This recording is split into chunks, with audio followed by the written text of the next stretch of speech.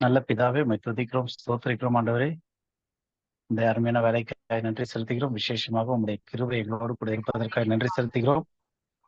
அந்த கிருபையை ஆண்டவரை நாங்கள் புரிந்து கொள்ளும் விதத்திலே எல்லாவற்றையும் ஆண்டவரே எங்களுக்கு நீர் விளக்கி ஒவ்வொரு காரியத்தையும் காட்டுகிறதுக்காக நன்றி செலுத்துகிறோம். வேதத்தில் உள்ள மகத்துவங்களை காணும்படியாகவும் ஆண்டவரே அந்த சத்தியங்களை அறியும் போது அந்த சத்தியங்கள் உண்மையாவே எங்களை விடுதலை செய்யும். மெய்யான ஆண்டவரே அந்த சமாதானத்தை எங்களுக்கு தருவதற்கு ஆண்டவர் உங்களுடைய வார்த்தை எங்களுக்கு உதவியா இருப்பதற்காக நன்றி செலுத்துகிறோம். இன்னும் அதிகமான காரியங்கள் ஆண்டவரே எங்களுக்கு அருளப்பட்டிருக்கிறதுக்காக நன்றி செலுத்துகிறோம் ராஜா. எத்தனையோ பேருக்கு ஆண்டவரே இந்த மகத்துவங்கள் தெரியாத போதிலும் உம்முடைய அனாதை தீர்மானத்திலே நீர் எங்களையும் முன்குறித்த ஆண்டவரே இந்த காரியங்களை வெளிப்படுத்துகிறதுக்காக நன்றி செலுத்துகிறோம், துதிக்கிறோம், ஸ்தோத்திரிக்கிறோம் ராஜா. இந்த நாள்ல கூட ஆண்டவரே எங்களுடைய பைபிள் ஸ்டடி ஆண்டவரே ஒரு ஆரோக்கியமான ஒரு இதாக நாங்கள் கற்றுக்கொள்வதற்கு அநேக காரியங்கள் இருக்கத்தக்கதாக நீர் திரும்ப ஜெபிக்கிறோம்.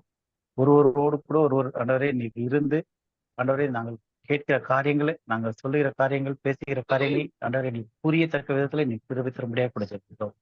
புதிகன மகிமை உமக்கே செலுத்துகிறோம். மீட்பர் இயேசு கிறிஸ்து நாமத்தில் ஜெபிக்கிறோம் ஜீவனுள்ள நல்ல பிதாவே, ஆமென். ஓகே, கொஞ்ச நாளாவே நம்ம வந்து இந்த ஆவி, ஆத்மா, சரீரம் இத பார்த்து போன லாஸ்ட் வீக்கோட இந்த ஆவி, ஆத்மா, சரீரத்தை நம்ம ஓரளவு பார்த்து முடிச்சிட்டோம்.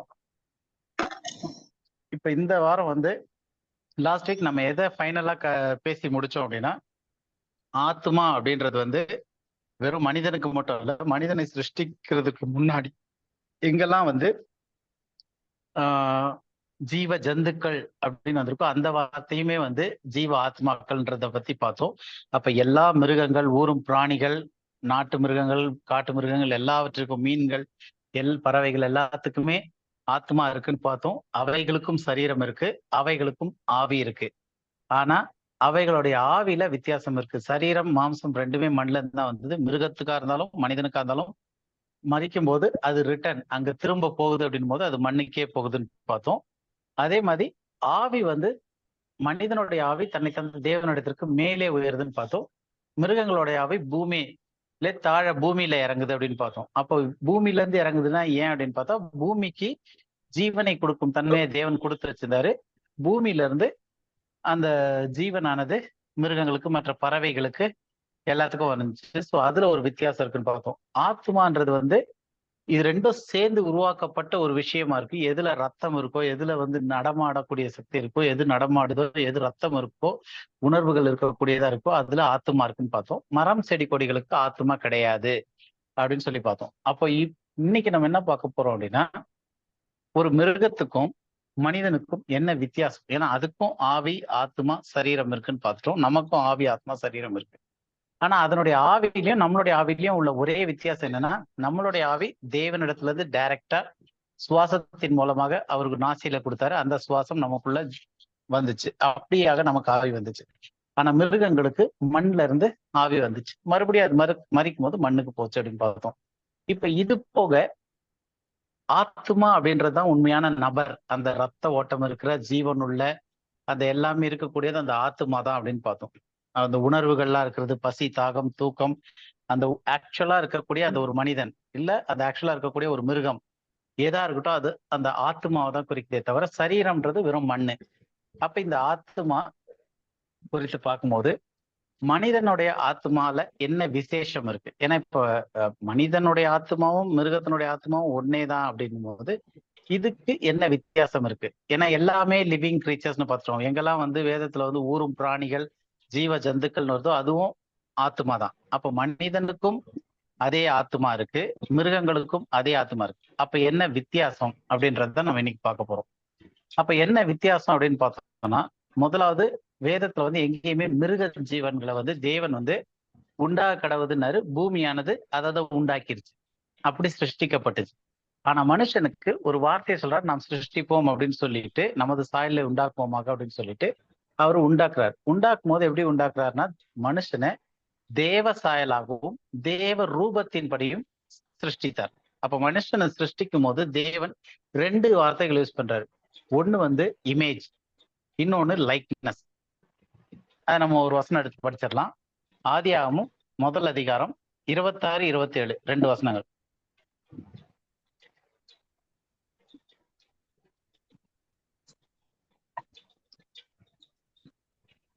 தேவன் பின்பு தேவன். ஆன்ட்டி நீங்களே படிங்க. ஏன்னா கார்த்திகேயன் படிச்சாருன்னா இங்க மைக் எக்கோ ஆகுது, 2 வாட்டி வருது அவர் மைக் ஆன் பண்ணும்போது. நீங்களே கூட படிச்சுங்க இன்னைக்கு. ஏன்னா கார்த்திகேயன் இன்னைக்கு எல்லாரும் இன்னைக்கு கார்த்திகேயன் ஆக்சுவலா எங்க வீட்டுக்கு வந்திருக்காங்க. சண்டே ஒரு வேலையா இப்படி வந்துட்டு இங்கதான் இருக்காங்க, எங்க வீட்டுல தான். ஸோ லைவ் பைபிள் ஸ்டடி அவங்களுக்கு போயிட்டு இருக்கு, லைவா இருக்காங்க. ஸோ 2 பேரும் மைக் ஆன் பண்ணும்போது 2 பேர் மைக்லயும் ஒன்னா எக்கோ வர மாதிரி இருக்கு. அதனால இன்னைக்கு நீங்களே படிச்சிருங்க ஆன்ட்டி. பின்பு ஆதியாகமம் தேவன் 1:26. பின்பு தேவன் நமது ம். சாயலாகவும் நமது ம். ரூபத்தின் படியையும் மனுஷனை உண்டாக்குவோமாக. அவர்கள் சமுத்திரத்தின் மச்சங்களையும் ஆகாயத்து பறவைகளையும் மிருக ஜீவன்களையும் பூமி அனைத்தையும் பூமியின் மேல் ஊறும் சகல பிராணிகளையும் ஆளக்கடவர்கள் என்றார். ம். தேவன் தம்முடைய சாயலாக மனுஷனை சிருஷ்டித்தார். அவனை தேவ சாயலாகவே சிருஷ்டித்தார். ஆணும் பெண்ணுமாக அவர்களை சிருஷ்டித்தார். ஓகே. இப்ப இந்த வசனத்துல நமக்கு 2 தடவை சொல்லப்பட்டிருக்கு. எப்படி சொல்லப்பட்டிருக்குன்னா 26ல பின்பு தேவன் நமது சாயலாகவும் நமது ரூபத்தின்படியையும் அப்படின்னு சொல்லியிருக்கு. அப்ப இங்க 2 வார்த்தை இருக்கு. இங்கிலீஷ்ல வந்து in our image after our likeness. Image ஒரு வார்த்தை இருக்கு, லைக்னஸ்னு ஒரு வார்த்தை இருக்கு. இந்த 2 வார்த்தையும் பயன்படுத்தப்பட்டிருக்கு. அதே மாதிரி 27ல தேவன் தம்முடைய சாயலாக மனுஷனை சிருஷ்டித்தார், அவனை தேவ சாயலாகவே சிருஷ்டித்தார்.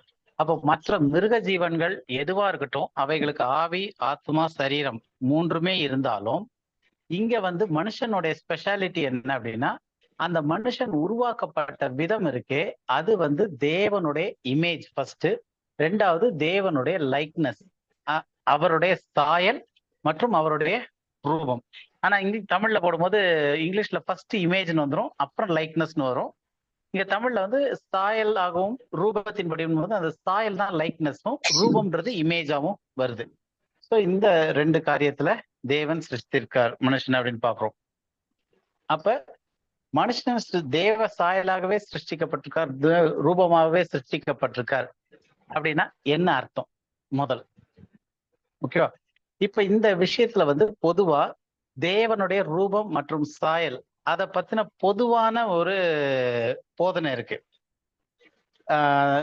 யாராவது ஒருத்தர் யாராவது சொல்லலாம், உங்களுக்கு என்ன புரிதல் இருக்கு அப்படின்னு சொல்லிட்டு.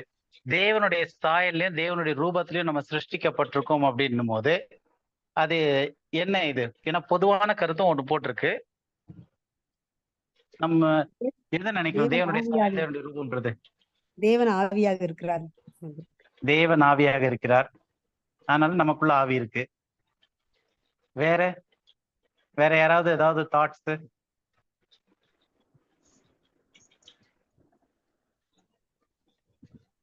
Good evening Kanmani, mic on ஆயிடுச்சுன்னு பேசவே இல்லை. குட் ஈவினிங்ண்ணா. தேவனுக்கும் நமக்கும் மனுஷருக்கும் ஒற்றுமை என்னன்னா, மற்ற ஜீவன்கள் எல்லாம் 4 கால்ல நடக்கிறாங்க, நம்ம 2 கால்ல நடக்கிறோம். சரி, இப்ப 2 கால்ல நடக்கிற ஜீவன் கூட இருக்கே, கங்காரெல்லாம் குதிச்சு குதிச்சு போகுது 2 கால்ல, அது கை யூஸ் பண்ணதே கிடையாது. ஆனா தேவன் நம்ம சாயலாவே படைச்சிருக்காரு. சோ தேவன் வந்து 2 கால் 2 கையோட இருந்திருக்காரு. மிருகங்களுக்கு 4மே காலா கொடுத்தாரு, நமக்கு 2 கை 2 கால்னு கொடுத்திருக்காருன்றது அப்படியா? தேவனுக்கு வந்து இமேஜே கிடையாது. ஆனா இங்க வசனம் சொல்லுதே, தேவனுடைய இன் காட்ஸ் இமேஜ் அப்படின்னு இருக்கு. இன் அவர் இமேஜ், தேவ சாயலாகவே தேவ ரூபத்தின் படி சிருஷ்டித்திருக்காங்க. தேவனுக்கு இமேஜ் இல்ல, தேவனுக்கு பிசிக்கல் இமேஜ் இல்ல, ஆனா ஏதோ ஒரு இமேஜ் இருந்திருக்கு, அந்த இமேஜ்ல நம்மள உண்டாக்கி இருக்காருன்னு வசனம் சொல்லுது. இந்த கேரக்டரிஸ்டிக்ஸ் தான் வருதுன்னு நினைக்கிறேன். ஓகே. சோ இப்ப நம்ம என்ன பண்ண போறோம் அப்படின்னு பார்த்தோம்னா, இதுல வந்து ஒரு சின்ன விஷயம் இன்னைக்குதான் ஃபர்ஸ்ட் சொல்ல போறது. ஆனா அது நிறைய பேருக்கு அது எப்படி ஏற்றுக்கொள்ள முடியும்னு தெரியல. பட் ஸ்டில் நம்ம அதை பத்தின டீப்பான ஸ்டடியை லேட்டர் ஆன் பண்ணலாம். ஆனா இப்ப ஜென்ரலா பொதுவான கருத்துல ஒரு விஷயம் சொல்றாங்க, அது என்னன்னு நம்ம பார்ப்போம். அது ஒரு வித்தியாசமா கூட இருக்கலாம் இன்னைக்கு நிறைய பேருக்கு. இப்ப ரூபம் மற்றும் சாயல் அப்படின்னு பேசும்போது பொதுவான கருத்து என்ன சொல்றாங்கன்னா, தேவன் பிதாவாகிய தேவன், குமாரனாகிய தேவன், பரிசுத்த ஆவியாக திரியேக தேவன் வடிவத்துல தேவன் இருக்கிறாரு. அதே மாதிரிதான் மனிதனும் திரியேகத்துல இருக்கிறான். ஆவி, ஆத்மா, சரீரம் அப்படின்னு சொல்லிட்டு. இது யாராவது கேள்விப்பட்டிருக்கீங்களா? முன்னாடி கேட்டிருக்கீங்களா இந்த டீச்சிங்? கேட்டிருக்கோம். கேட்டிருக்கோம். ரிச்சர்ட் ஜார்டன் சொல்லி. ஓகே, அது நிறைய பேர் சொல்லிருக்காங்க. ஏன்னா இது வந்து ஜென்ரலான ஒப்பீனியன். அதாவது ட்ரினிட்டின்னு ஒரு கான்செப்ட் இருக்குன்னு சொல்லி அதுல வந்து பிதா, குமாரன், பரிசுத்த ஆவின்னு எப்படி திரியேக தேவனா இருக்காங்களோ அந்த மாதிரி நம்ம ஆவி, ஆத்மா, சரீரம்னு நம்மளும் திரித்துவத்துல இருக்கோம் அப்படின்றது பொதுவான டீச்சிங்கா இருக்கு. ஆனா இந்த டீச்சிங் வந்து உண்மையானது கிடையாது. இது வந்து பொதுவா ஏன்னா நம்ம இன்னைக்கு இவ்வளவு காலம் நம்ம பைபிள் ஸ்டடி நீங்க எல்லாம் அட்டன் பண்ணிட்டு வரதுலேயே தெரியும், நிறைய விஷயங்கள் நமக்கு வந்து புகுத்தப்பட்டிருக்கு. எப்படி புகுத்தப்பட்டிருக்குன்னா மதத்தால புகுத்தப்பட்டிருக்கு. அது எங்க இருந்து ஆரம்பிச்சதுன்னா கான்ஸ்டன்டைன் நோபலினுடைய இதுல இருந்து ரோமன் கத்தோலிக்க இதை வந்து ஒரு மதமா, கிறிஸ்தவத்தை வந்து ஆண்டவர் உருவாக்குனதோ ஆதி அப்போஸ்தலர்களோ நடத்தி சென்ற அந்த பாதை மாதிரி இல்லாம அதை ஒரு மதமா மாற்றினதுக்கு அப்புறமா அதுல சில சடங்குகளும் சில கொள்கைகளும் அவங்க கொண்டு வந்தாங்க. அப்போ கொண்டு வரப்பட்ட ஒரு கொள்கை தான் திரியேக கொள்கை அப்படின்றது, திரியேக தேவன் அப்படின்றது. அதை வந்து நம்ம டீட்டெயிலா ட்ரினிட்டி பத்தி நம்ம படிக்கலாம். ஆனா இப்போதைக்கு வந்து இந்த கான்செப்ட்ல புரிய வைக்கிறதுக்காக ஆவி, ஆத்மா, சரீரம்ன்றது வந்து பிதா, குமாரன், பரிசுத்த ஆவின்ற திரியேகம் மாதிரி கிடையாது அப்படின்றதுக்காக இந்த திரியேகத்துல ஒரு சின்ன பாயிண்ட் மட்டும் டச் பண்ணிட்டு நம்ம அடுத்த இதுக்கு போகலாம். ஸோ ஃபர்ஸ்ட் திரியேக தேவன் வந்து கிறிஸ்டியானிட்டி கான்செப்டா அப்படின்னு பார்த்தோம்னா பெரும்பாலும் எல்லா மதத்திலையுமே சாத்தான் வந்து திரித்துவம் அப்படின்ற ஒரு கொள்கையை வந்து ஃபர்ஸ்டே கொண்டு வந்திருக்கான். இது வந்து கிறிஸ்தவம் வர்றதற்கு ரொம்ப காலத்துக்கு முன்னாடி இருந்தே இந்த திரித்துவம்ன்றது இருக்கு. கிறிஸ்தவத்துல எப்படி வந்து ஒரு கிறிஸ்மஸா இருக்கட்டும், ஈஸ்டரா இருக்கட்டும், எல்லாமே வந்து அடாப்ட் பண்ணப்பட்டுச்சோ, ரோமன் கத்தோலிக்கத்தினால பிற்காலத்துல கொண்டு வரப்பட்டுச்சோ, அதே மாதிரி இந்த திரித்துவமும் மற்ற மதங்கள்ல இருந்த ஒரு கான்செப்டா இருந்தது. அது பிற்காலத்துல கொண்டு வரப்பட்டுச்சு. இது வந்து சிலருக்கு ரொம்ப புதுசாவும் இருக்கலாம், இல்லைன்னா இது ஒரு மாதிரி தோணலாம். பட் பொறுமையா பாருங்க, ஏன்னா இது வந்து ஒரு முக்கியமான கான்செப்ட். இன்னைக்கு வந்து எந்த சபையா இருக்கட்டும், பிதா, இப்ப நம்ம வந்து பிதா, குமாரன், பரிசுத்த இல்லைன்னு சொல்லல, ஆனா அது திரியேக தேவன் சொல்றாங்களே அந்த ஒரு இது இல்லை அப்படின்னு சொல்லி பார்க்கிறோம். அதனால அந்த ரூபத்துல தேவன் மனிதனை சிருஷ்டிக்கவும் இல்லை. அதுக்கு உதாரணத்துக்கு கிறிஸ்தவம் அப்படின்ற ஒரு நம்ம இப்ப கிறிஸ்டியன் சர்ச்சியன் அப்படின்றாங்களே, இந்த ஒரு காரியம் வருவதற்கு ரொம்ப பல நூற்றாண்டுகளுக்கு முன்னாடியே மற்ற எல்லா மதங்கள்லயும் திரித்துவம் இருந்துச்சு. அந்த திரித்துவம் வந்து பிசாசால கொடுக்கப்பட்டது. அதே திரித்துவம் கிறிஸ்தவத்துக்குள்ளேயும் கொண்டு வரப்பட்டிருக்கு ஒவ்வொரு பேர்ல. அப்போ இன்னைக்கு ஒரு உதாரணத்துக்கு சில காரியங்கள் பார்க்கலாம், திரித்துவம் எதுலெல்லாம் இருந்திருக்குன்ட்டுன்னு. இப்ப இந்து மதத்துல திரித்துவம் இருக்கு. அதை வந்து திருமூர்த்தி அப்படின்றாங்க. திரித்துவம் இருக்கு. என்னன்னு பார்த்தா பிரம்மா, விஷ்ணு, சிவா அப்படின்வாங்க. திரித்துவம் நமக்கு தெரிஞ்சு ஹிந்துயிசத்துல சொல்லக்கூடிய முக்கியமான ட்ரினிட்டி. இது எதுக்காக சொல்லிட்டு வரோம்னா, ட்ரினிட்டின்றது வந்து ஒரு கிறிஸ்தவத்திற்கான ஒரு தனி ஒரு புதுமையான ஒரு விஷயம் கிடையாது, இல்ல பைபிள்ல அது சொல்லப்பட்ட விஷயம் கிடையாது. ட்ரினிட்டின்றது இது வந்து கிறிஸ்தவம் வர்றதுக்கு பல நூறு ஆண்டுகளுக்கு முன்னாடி மற்ற எல்லா மதத்திலயும் இருந்துச்சு.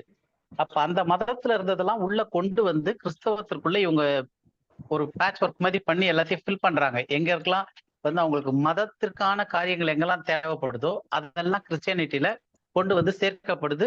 ஒரு 300 ஏடிகள்ல, 300-400 ஏடிகள்ல அந்த டைம்ல வந்ததுதான் கிறிஸ்டியானிட்டியினுடைய ட்ரினிட்டி. இது அதுக்கு முன்னாடியே உள்ள ட்ரினிட்டிகள். அப்ப எகிப்திய திருத்துவம்னு ஒண்ணு இருக்கு. ஈஜிப்ட்லயும் இதே மாதிரி ட்ரினிட்டி இருக்கு. என்னன்னு பார்த்தா ரா, ஒசைரஸ்னுவாங்க, ஒசைரஸ், ஐசஸ், ஹாரஸ், இப்படி ஒரு 3 தேவர்கள் வந்து அங்கேயும் ஒரு ட்ரினிட்டியில இருக்கு. 3 தேவர்கள் வழிபாடுன்றது 3 திரியேக தேவன் மாதிரி கான்செப்ட்ல. அதே மாதிரி கிரேக்கத்திலயும் வந்து ஜூஸ், ஹாரா, ஹெர்குலிஸ் அப்படின்ற 3 காட் கான்செப்ட் இருக்கு. அதே மாதிரி பாபிலோனியன் ட்ரினிட்டி, இதெல்லாமே நான் சொல்றது வந்து கிறிஸ்தவம் ஆரம்பிக்கிறதுக்கு முன்னாடி உள்ள ட்ரினிட்டிகள். இதுலயும் வந்து இஸ்டார், நமக், மர்டூக் அப்படின்னு சொல்லிட்டு 3 காடு பாபிலோனியன் ட்ரினிட்டியில இருக்கு. அப்போ இந்த ஃபாதர், சன், ஹோலி ஸ்பிரிட் அப்படின்ற அந்த ட்ரினிட்டின்னு கொண்டு வராங்க இல்லையா, அந்த ட்ரினிட்டின்ற கான்செப்ட் எங்க இருந்து வருதுன்னா அதற்கு முன்னாடியே மற்ற பல மதங்கள்ல இருக்கு. இது வந்து வேதிக் காலத்துல இருந்து ஆரம்பிக்குதுன்றாங்க. ட்ரினிட்டி வேதிக்ல வந்து என்ன போட்டிருக்குன்னா தாமஸ் ராஜஸ் அண்ட் சத்வாஸ் அப்படின்லாம் வந்து இது நான் நோட்ஸ்ல அந்த பேர்லாம் அனுப்புறேன். நீங்க பின்னாடி வந்து நெட்ல கூட தேடி படிச்சு பார்க்கலாம் இதெல்லாம். ஸோ இந்த கான்செப்ட்ல எல்லாம் திரித்துவம் அப்படின்றது வந்து எல்லா மதங்கள்லயும் இருந்திருக்கு, எல்லா நாடுகள்லயும் இருந்திருக்கு. எஜிப்சியன் கலாச்சாரத்துல இருந்திருக்கு, ஹிந்து கலாச்சாரம்ன்றது இருக்கு, கிரேக்க கலாச்சாரத்துல இருக்கு, பாபிலோனியன்ல இருந்திருக்கு, வேதிக் டைம்ல இருந்த, அதாவது உருவ வழிபாட்டுக்கெல்லாம் முன்னாடி இந்த வேதிக் டைம்ல இருந்த இதுலயும் இந்த 3 எனர்ஜிஸ் வச்சுட்டு அவங்க வழிபட்டிருக்காங்க.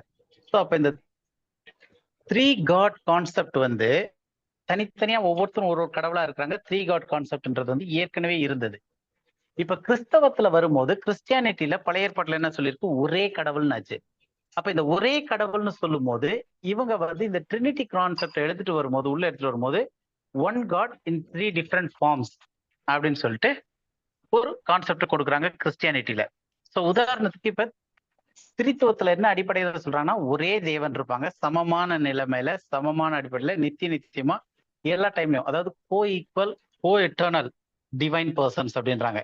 அதாவது கோ ஈக்குவல்னா வல்லமையிலயோ மற்ற எல்லா காரியத்திலும் 3 பேரும் சமமானவர்கள், ஆனால் 3 தேவர்கள் அல்ல, ஒரே தேவன். ஏன்னா பைபிள்ல பழைய ஏற்பாட்டுல there is 1 காட்னு கொடுத்தாங்க. இப்ப மற்ற மதத்தெல்லாம் 1 காட்னு கொடுக்கல, அதனால அவங்களுக்கு 3 காட்ஸாவே வச்சிருக்காங்க ட்ரினிட்டியை, 3 காடாவே. இங்க வந்து 1 காடுன்றனால ஒரு God but in 3 different personalities, co equal co eternal in existence அப்படின்னு சொல்லிட்டு ஒரே தெய்வீக தன்மையில ஒரே சமயத்துல இருக்கக்கூடிய ஒரே விதமான வல்லமை கொண்ட நபர்கள் அப்படின்னு சொல்லிட்டு ட்ரினிட்டி கான்செப்ட் சொல்றாங்க.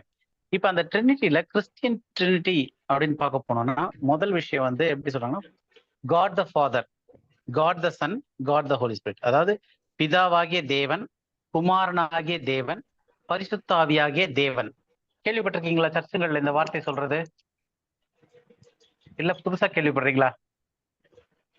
கேள்விப்பட்டிருக்கோம்.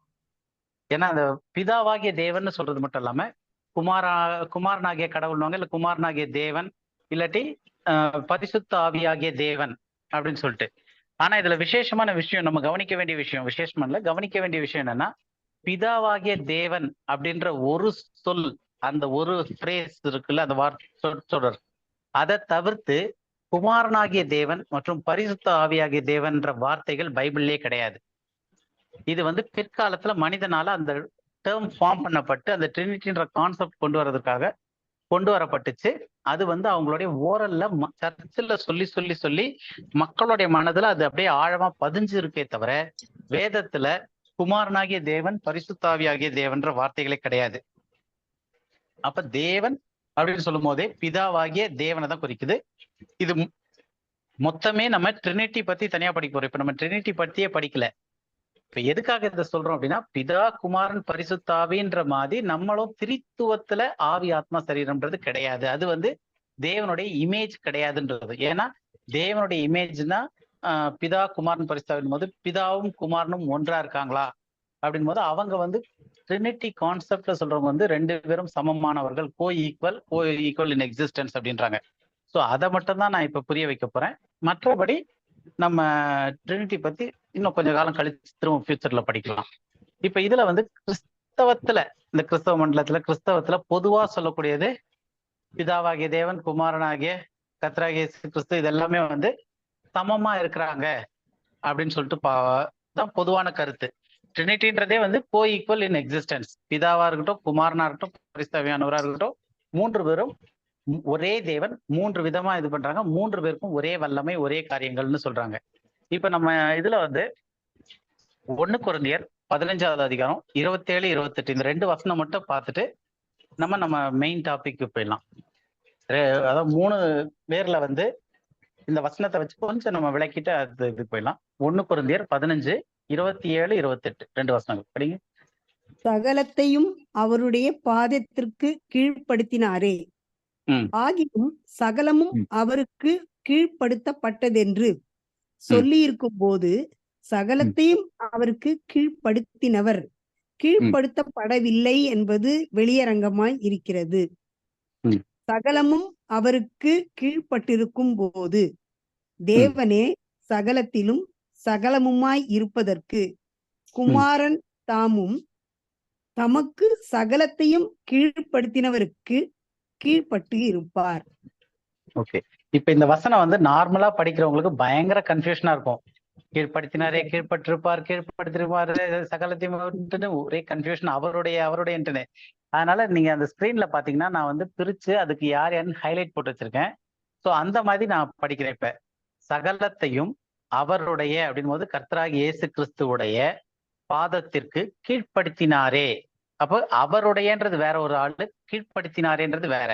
அப்ப சகலத்தையும் கர்த்தராகிய இயேசு கிறிஸ்துவனுடைய பாதத்திற்கு கீழ்ப்படுத்தினாரேனா யார் கீழ்ப்படுத்தினது? பிதாவாகிய தேவன். ஆகிலும் சகலமும் அவருக்கு யார் கீழ்ப்படுத்தினார்? கர்த்தராகிய இயேசு கிறிஸ்துக்கு கீழ்ப்படுத்தினாரு.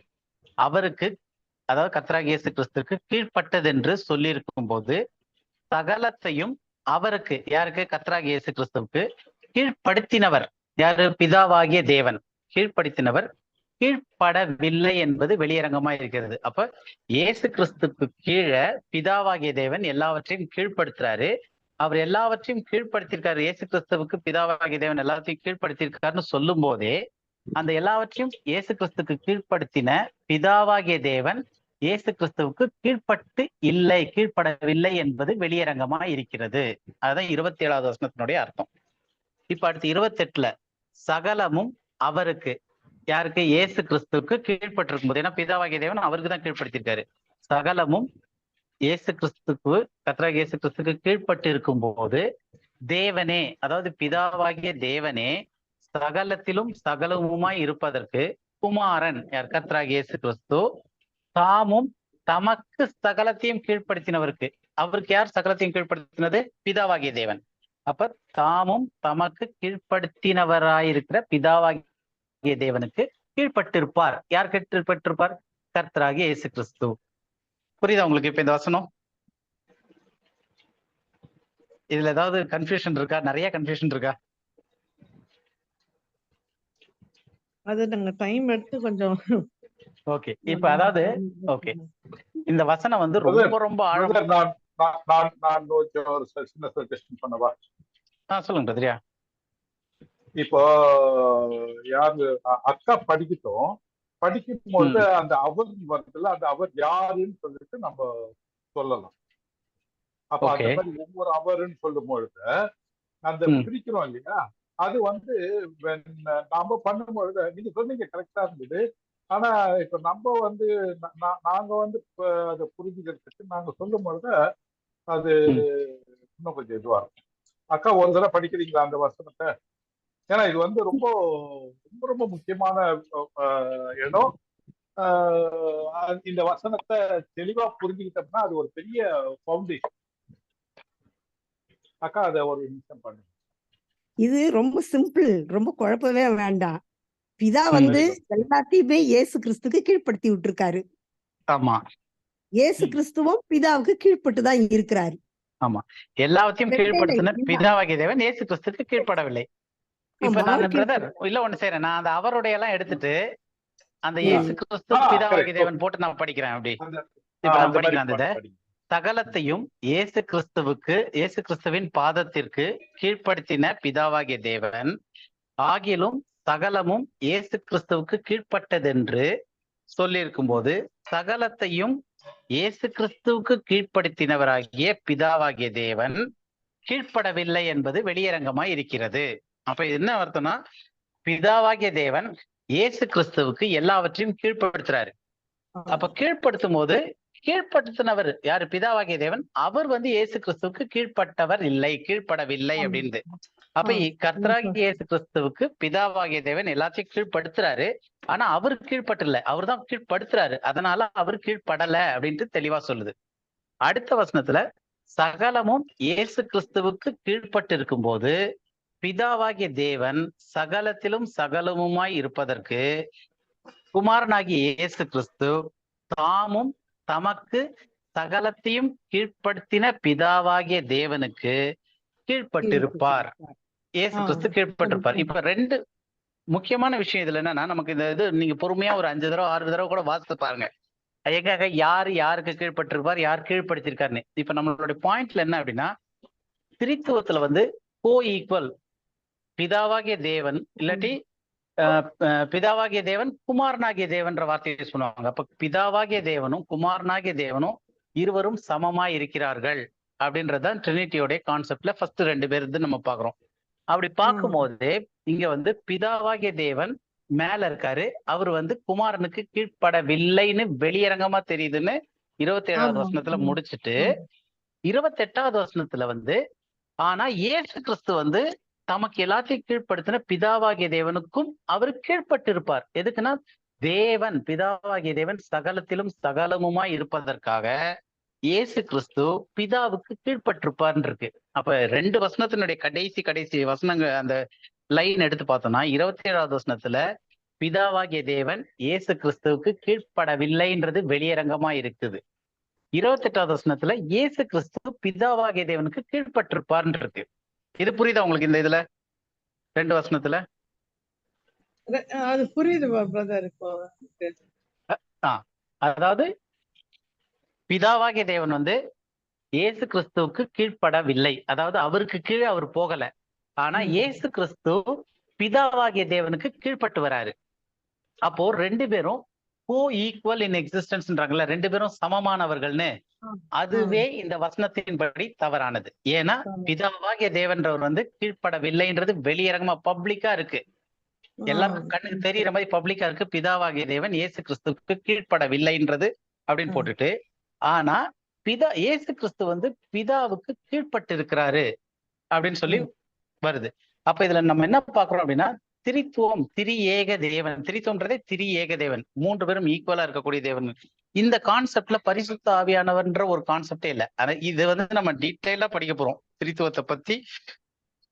வேதத்தின் அடிப்படையில திரித்துவம்னா என்ன சொல்லியிருக்கு, இல்ல பிதானா என்ன, குமாரன்னா என்ன, பரிசுத்த ஆவின்றது என்ன அப்படின்றத நம்ம டீட்டெயிலா படிப்போம். இது ரொம்ப பெரிய ஸ்டடி, ஆனா ரொம்ப ஒரு வேல்யூபிளான ஸ்டடி. ஏன்னா நமக்கு வந்து சும்மா இப்ப நம்ம பண்ற பைபிள் ஸ்டடி வந்து ட்ரெடிஷனா என்ன சொல்லிட்டு வராங்களோ அதை கேட்டு அந்த ஒரு ஃப்ளோர்ல நம்ம போறது கிடையாது. வேதத்துல என்ன இருக்கு, இருந்துச்சுன்னா இருக்கு, இல்லைன்னா இல்லை, அவ்வளவுதான். ஏன்னா நமக்கு வேதம் தான் வந்து ஃபைனல் அத்தாரிட்டி. எந்த சர்ச்சோ டினாமினேஷனோ இல்ல யாரா இருக்கட்டும் அவங்க அத்தாரிட்டி கிடையாது. இங்க வந்து எவ்வளவு பேர் சொல்லட்டும் இயேசு கிறிஸ்துவும் பிதாவாகிய தேவனும் சமமான திரியேக தேவத்துல இருக்கிறாங்க அப்படின்னாலும் வசனம் தெளிவா சொல்லுது பிதாவாகிய தேவன் இயேசு கிறிஸ்துக்கு கீழ்ப்படவில்லைன்றது வெளியரங்கமா பப்ளிக்கா தெரியுது இருக்கு. ஆனா இயேசு கிறிஸ்து பிதாவாகிய தேவனுக்கு கீழ்ப்பட்டிருப்பாரு. எதுக்குன்னா பிதா எல்லாவற்றிலும் எல்லாவுமா இருக்கணும்ன்றதுக்காக இயேசு கிறிஸ்து பிதாவுக்கு கீழ்ப்பட்டு இருப்பார்னு இருக்கு. அப்போ ஒருத்தருக்கு இன்னொருத்தர் கீழ்ப்பட்டிருப்பாரு, இன்னொருத்தர் வந்து கீழ்ப்படவில்லை அப்படின்றது புரியுது இல்லையா? இது வரைக்கும் உங்களுக்கு புரியுது இல்லையா? ஏன்னா நம்ம வந்து ட்ரினிட்டி பத்தி நம்ம இப்ப படிக்கல.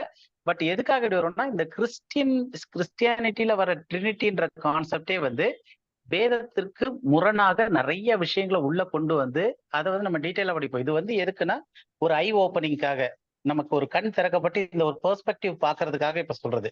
ஸோ 2 பேருக்கும் டிஃபரன்ஸ் இருக்கு. கர்த்தராகிய இயேசு கிறிஸ்து தான் நம்மளுடைய ஆண்டவர், அவரால்தான் ரட்சிப்பு, அதுல மாற்றம் இல்லை. ஆனா யார் யாருன்றத நமக்கு மதம் சொல்லி கொடுத்த மாதிரி இல்ல, வேதம் என்ன சொல்லுதுன்றத நம்ம படிக்கணும். அதுக்குதான் இந்த ட்ரினிட்டியை நம்ம பின்னாடி படிக்க போறோம். ஆனா இப்ப வந்து இந்த ட்ரினிட்டின்ற கான்செப்ட் வர்றதுக்கு முன்னாடியே மற்ற மதத்திலையும் இந்த ட்ரினிட்டி மாதிரி 3 தேவர்கள் இருந்ததெல்லாம் வந்து ஏற்கனவே இருந்துச்சு. அதுல யூத மதத்துல மட்டும் ஒரே தேவனாதான் இருந்தது. அந்த ஒரே தேவனுக்கு அதுக்கப்புறம் இயேசு கிறிஸ்து எப்படி, பரிசுத்த ஆவின்றது எப்படி அப்படின்றத நம்ம பின்னாடி படிப்போம். ஆனா ஆவி ஆத்மா சரீரத்துக்கும் பிதா குமாரன் பரிசுத்தாவி ஈக்குவலா இருக்காங்கன்றதுக்கும் அந்த டீச்சிங்க்கும் சம்பந்தம் கிடையாது அப்படின்றது புரியுது இல்லையா? இப்போ இன்னொரு இது நம்ம பார்த்துடலாம். இது வந்து சும்மா ஒரு இது ஒரு இதுவா புரிஞ்சுக்கிறதுக்காக போட்டிருந்தது. இப்போ ஆன்டி சொல்லும் போதே சொன்னாங்க ஃபர்ஸ்ட் எடுத்த உடனே தேவன் ஆவியா இருக்கிறார் அப்படின்னு சொல்லிட்டு. அப்போ யோவான் 4:24 படிங்க. யோவான் 4:24. தேவன் ஆவியாய் இருக்கிறார், அவரை தொழுது கொள்கிறவர்கள் ஆவியோடும் உண்மையோடும் தொழுது கொள்ள வேண்டும் என்றார். ஓகே, தேவன் என்னவா இருக்கிறாரு? ஆவியாய். அப்ப காட் இஸ் ஸ்பிரிட், தேவன் ஆவியா இருக்கிறாரு. அப்போ தேவனுக்குள்ள ஆவி இருக்கா? இருக்கு. ஏன்னா தேவன் ஆவியா தான் இருக்கிறாரு, தேவனே ஆவியா தான் இருக்காரு. அப்ப தேவன் ஆவி ஆயிடுச்சு. இப்ப நம்ம இதுல ஆவி ஆத்மா சரீரம் திரியேகத்துக்கு ஏத்த மாதிரி பிதா குமாரன் பரிசுத்த ஆவின்றாங்க. ஆனா பிதா குமாரன் பரிசுத்தாவில ஏற்கனவே பிதாவாகிய தேவன் யாரு? ஆவியா தான் இருக்கிறாரு. அடுத்து பரிசுத்த ஆவின்னு சொல்ல போனா அதுவும் ஆவியா தான் இருக்கிற மாதிரி இருக்கு, பரிசுத்த ஆவி. இப்ப நம்ம அடுத்தது குமாரனுக்கு பார்ப்போம். இயேசு கிறிஸ்துக்கு குமாரனுக்கு ஆவி ஆத்மா சரீரம் இருக்கா? ஆமா இருக்கு.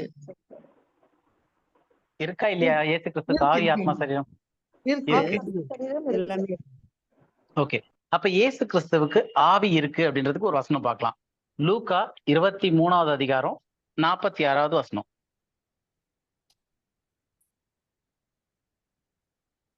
லூக்கா 23:46. எழுதியிருக்கிறபடி ம். கிறிஸ்து இல்லையே. பாடுபடவும் இல்ல லூக்கா 23:46. 23 லூக்கா 23:46.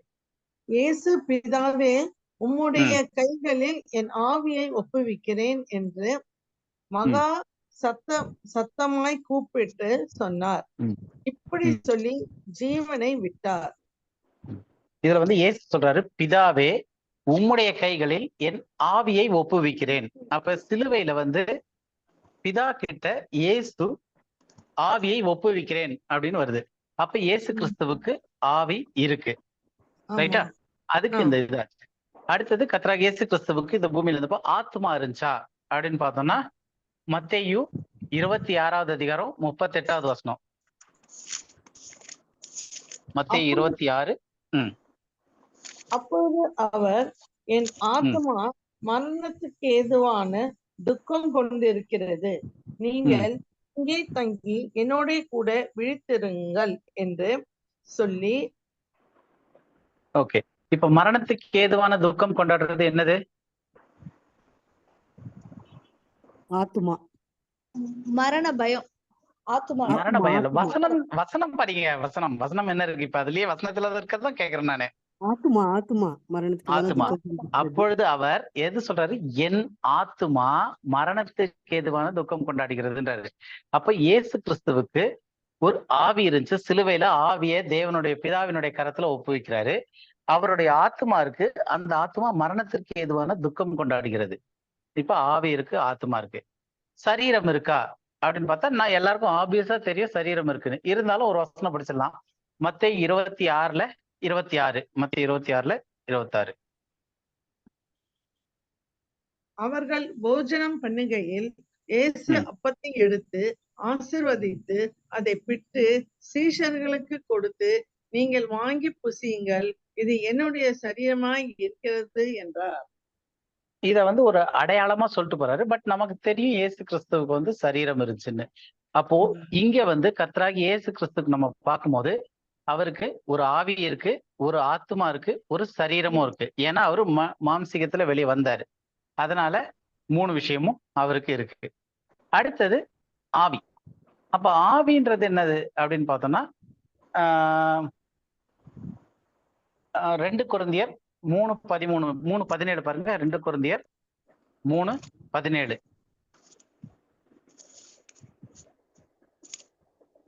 கர்த்தரே ஆவியானவர், கர்த்தருடைய ஆவி எங்கேயோ அங்கே விடுதலையும் உண்டு. இப்ப கர்த்தரே ஆவியானவர் அப்படின்னு போட்டிருக்கு. ஆனா அதனுடைய கரெக்டான மொழிபெயர்ப்பு வந்து கர்த்தரே ஆவி, கர்த்தருடைய ஆவி எங்கேயோ அங்கே விடுதலையும் உண்டு அப்படின்னு வரணும். The Lord is the Spirit அப்படின்னு சொல்லிட்டு. அப்போ இந்த ஆவி, பரிசுத்த ஆவி அப்படின்னும் போது கர்த்தரே ஆவி, கர்த்தருடைய ஆவி எங்க இருக்கோ அங்க விடுதலை உண்டு. இந்த ஆவியானவர்ன்றது வந்து நம்ம டிரான்ஸ்லேஷனுடைய காரியத்தினால போட்டிருக்க ஒரு விஷயமா இருக்கு. அப்போ ஆவின்னு பார்க்கும்போது ஹோலி ஸ்பிரிட் இல்ல பரிசுத்த ஆவி அப்படின்னு பார்க்கும்போது யார் பரிசுத்த ஆவினா கர்த்தரே ஆவி, பரிசுத்த ஆவி. கர்த்தருடைய ஆவி எங்க இருக்கோ அப்போ பரிசுத்த ஆவின்றது என்னதுன்னா அடிப்படையில கர்த்தருடைய ஆவி, அதுதான் பரிசுத்த ஆவி. கர்த்தர் பரிசுத்தமா இருக்காரு, தேவன் ஆவியா இருக்காருன்னு பார்த்தோம். அவருடைய ஆவிதான் கர்த்தருடைய ஆவி அப்படின்னு சொல்லிட்டு பாக்குறோம். இப்ப இந்த கர்த்தருடைய ஆவி ஒரே ஒரு வசனம், எத்தனை பரிமாணங்கள்ல அந்த கர்த்தருடைய ஆவி இருக்குன்னு பார்ப்போம். ஏசாயா 11வது அதிகாரம் 2வது வசனம். ஏசாயா 11:2. ஞானத்தையும் உணர்வையும் அருளும் ஆவியும், ஆலோசனையையும் பலனையும் அருளும் ஆவியும், அறிவை கர்த்தருக்கு பயப்படுகிற பயத்தையும் அருளும் ஆவியும் ஆகிய கர்த்தருடைய ஆவியானவர் அவர் மேல் தங்கியிருப்பார். இங்கேயும் வந்து தமிழ் டிரான்ஸ்லேஷன்ல கர்த்தருடைய ஆவியானவர்னு போட்டாங்க. அங்க கர்த்தருடைய ஆவி அவர் மேல் தங்கி இருப்பார்னு வரணும். அப்போ தேவன் ஆவியா இருக்கிறாரு, கர்த்தரே ஆவி. கர்த்தருடைய ஆவி எங்கே இருக்குதோ அங்க விடுதலை உண்டு. அப்படிப்பட்ட கர்த்தருடைய ஆவி என்னெல்லாம் பரிமாணத்துல இருக்குன்னா, ஞானத்தை அருளுமாவி, உணர்வை அருளுமாவி, ஆலோசனை அருளுமாவி, பலனை அருளுமாவி, அறிவை அருளுமாவி, கர்த்தருக்கு பயப்படுத்த பயத்துல அருளுமாவி, இப்படி பரிமாணங்கள் ஆவில இருக்கு. குறைஞ்சபட்சம் இந்த ஒரு வசனத்திலேயே நமக்கு 6 விதமான ஆவியை சொல்லியிருக்கு. அப்போ இவங்க சொல்ற மாதிரி பிதா, குமாரன், பரிசுத்த ஆவி, அதே மாதிரி நம்ம ஆவி, ஆத்மா, சரீரம் அப்படின்னும் போது இப்ப இந்த கான்செப்ட்ல எடுத்தாலே பிதா, குமாரன், பரிசுத்த ஆவிக்குள்ள ஓவராலா நம்ம பார்க்கும்போது பிதா ஒரு ஆவி இருக்கு, குமாரனுக்கு ஒரு ஆவி வந்துச்சு, பரிசுத்த ஆவின்னு சொல்லக்கூடியதுல ஏறக்குறைய ஒரு 7 ஆவிகிட்ட பார்த்துட்டோம் நம்ம, 7 ஆவிகிட்ட. அது போக ஒரு ஆத்மா இருக்கு, ஒரு சரீரம் இருக்கு. அப்போ மொத்தத்துல வந்து ஏகப்பட்ட குழப்பத்துல பல ஆவிகளும் ஒரு ஆத்மா ஒரு சரீரம் இருக்கிற மாதிரி வந்துருச்சு. அப்போ மனிதனுடைய ஆவி, ஆத்மா, சரீரம் இந்த இது வந்து பிதாவினுடைய பிதா, குமாரன், பரிசுத்த ஆவி அப்படின்றதுக்கு அந்த திரித்துவத்துக்கு ஈக்குவலா சொல்லப்படுற பொதுவான விளக்கம் வந்து தவறான விளக்கம். இது வரைக்கும் உங்களுக்கு புரியுது இல்லையா?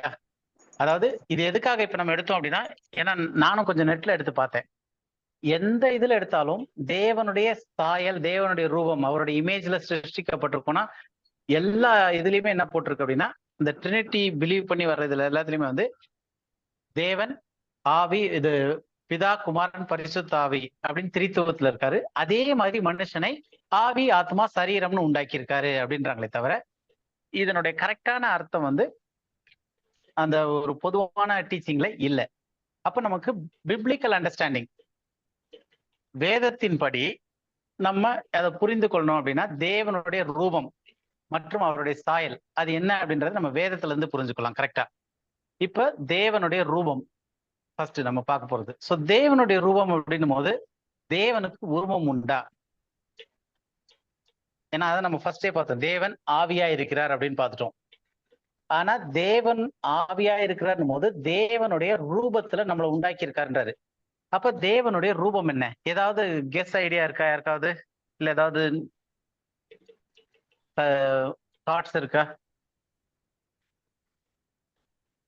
என்னவா இருக்கும் தேவனுடைய ரூபம்?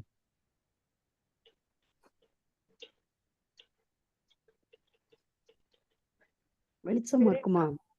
வெளிச்சம். வெளிச்சம். ஓகே. நெருப்பு. தேவன் நெருப்பு. அப்ப நம்மள இல்ல ஓகே, தேவனுடைய உருவம். ஏன்னா அந்த உருவத்துல நம்மள சிருஷ்டித்திருக்காரு ஆதாம ஃபர்ஸ்ட். அப்ப தேவனுக்கு என்ன உருவம் இருந்துச்சுன்னு தெரிஞ்சுன்னா அந்த உருவம் என்னன்னு கண்டுபிடிச்சா நம்ம அந்த உருவத்துல சிருஷ்டிக்கப்பட்டோம்னு தெரிஞ்சிடும். அப்புறம் தேவனுடைய சாயல் என்ன அப்படின்னு தெரிஞ்சுன்னா நம்ம அந்த சாயல சிருஷ்டிக்கப்பட்டிருந்திருக்கிறோம் அப்படின்னு இருக்கு. ஏன்னா நம்ம வந்து தேவ சாயலை இழந்தோம் இருக்கு, தேவ ரூபத்தை நம்ம இழந்திருக்கிறோம் இருக்கு, ஆதாம் அந்த ரூபத்துல சிருஷ்டிக்கப்பட்டிருக்கான் இருக்கு. அதனால இது வந்து ஒரு பெரிய சத்தியம். நம்ம சும்மா வந்து பிதா, குமாரன், பரிசுத்த ஆவி, ஆவி, ஆத்மா, சரீரம்னு எடுத்துட முடியாது. அப்ப தேவனுடைய ரூபம் என்ன அப்படின்றத நம்ம ஃபர்ஸ்ட் பார்க்கலாம். ஸோ ஃபர்ஸ்ட் நம்ம பார்த்த மாதிரியே ஏற்கனவே இந்த வசனம் படிச்சோம், தேவன் ஆவியாய் இருக்கிறார் அப்படின்னு சொல்லிட்டு. அப்ப தேவனுக்கு வந்து ஆவியா இருக்கிற தேவனுக்கு ரூபம் கிடையாது அப்படின்றது கிளியர் ஆயிடுது. அப்ப தேவனுடைய ரூபம் என்ன அப்படின்னு பார்க்கணும் அப்படின்னா வசனம் சொல்லுது, கர்த்தராகிய இயேசு கிறிஸ்துவே அவருடைய ரூபமா இருக்கிறார் அப்படின்னு சொல்லிட்டு. ஸோ வசனம் எடுத்து படிச்சிடலாம். கொலோசையர் 1:15. கொலோசையர்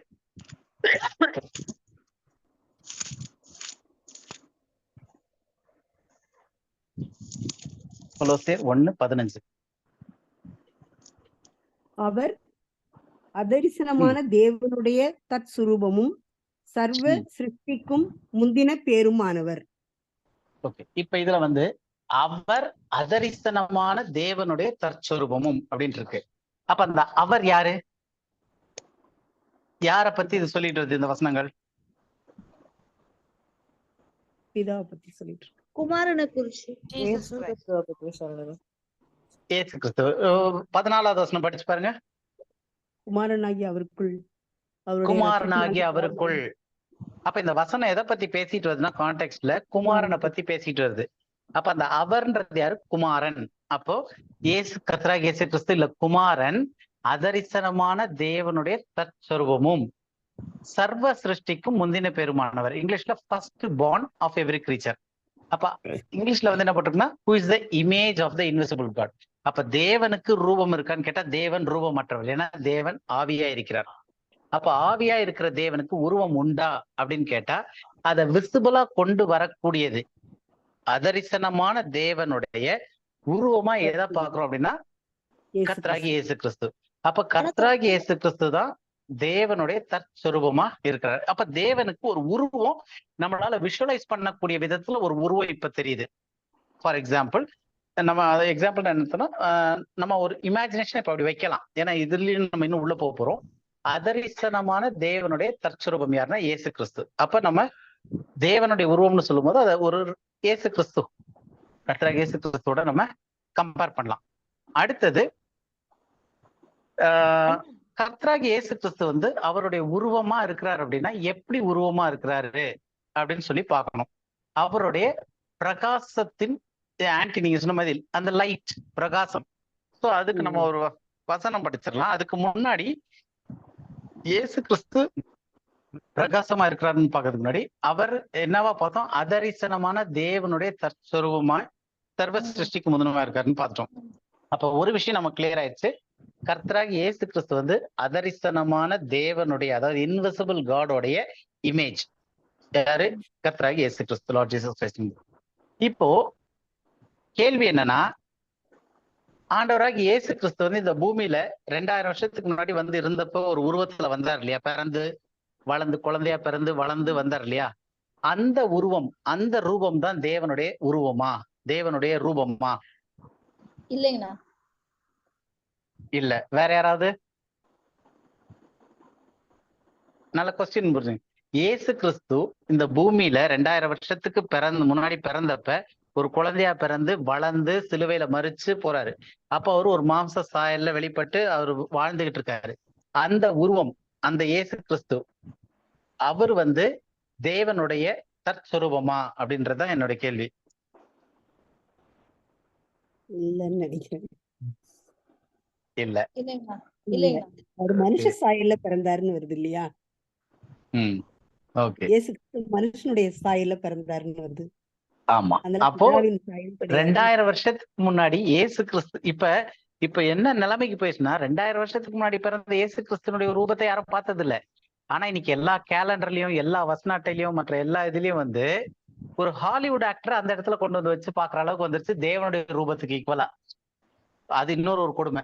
அதனால இப்ப 2000 வருஷத்துக்கு முன்னாடி இயேசு கிறிஸ்து இந்த பூமியில வாழ்ந்தப்ப அவரை நேர்ல பார்த்தவங்க வந்து தேவனுடைய தற்சொரூபத்தை பார்க்கல. அப்ப அது கிடையாது. எப்படி நம்ம சொல்றோம் அப்படின்னு பார்த்தோம்னா அது இல்லை அப்படின்றது பார்த்துட்டோம். ஸோ எப்படி சொல்றோம்னா ஒரு 2-3 வசனம் படிக்கலாம். ஃபர்ஸ்ட் கலாத்தியர் 4வது அதிகாரம் 5வது வசனம். கலாத்தியர் 4:5.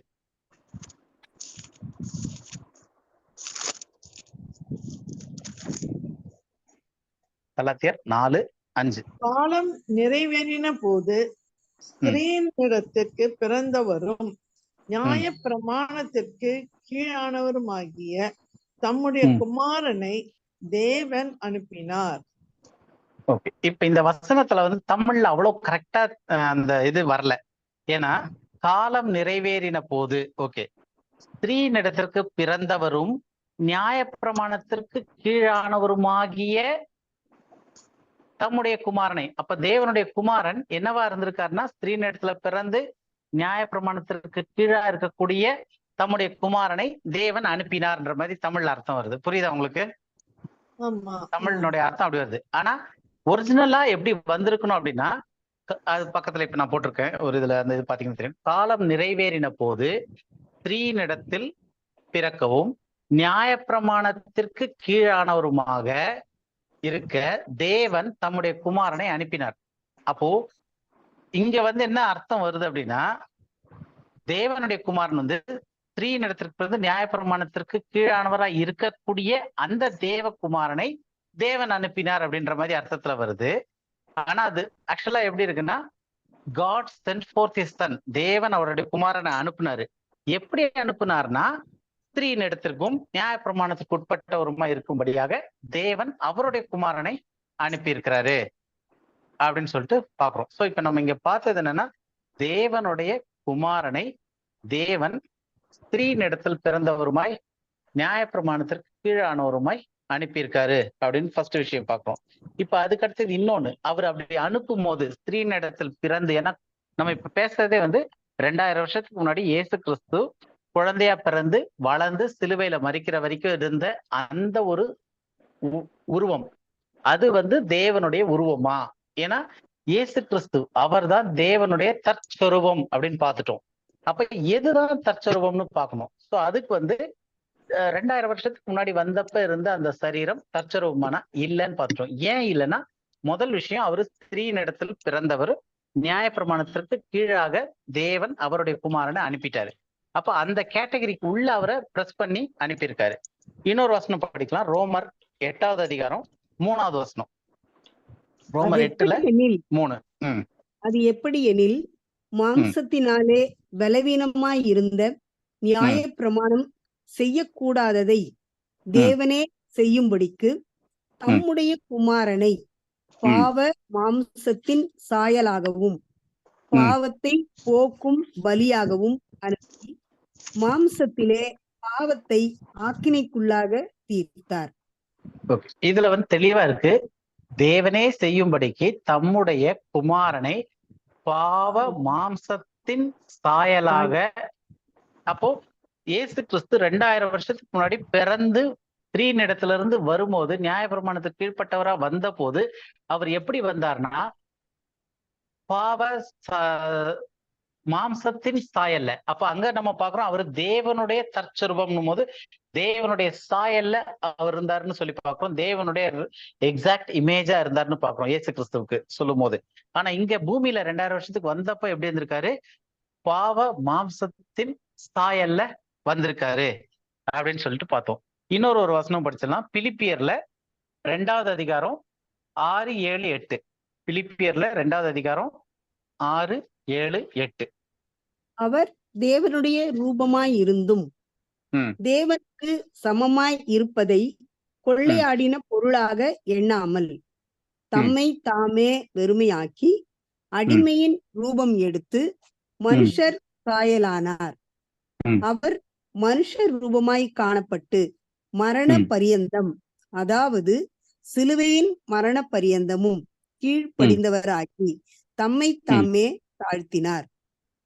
இப்ப இதுல வந்து 6வது வசனத்துல பாக்குறோம், அவர் தேவனுடைய ரூபமாய் இருந்தும்.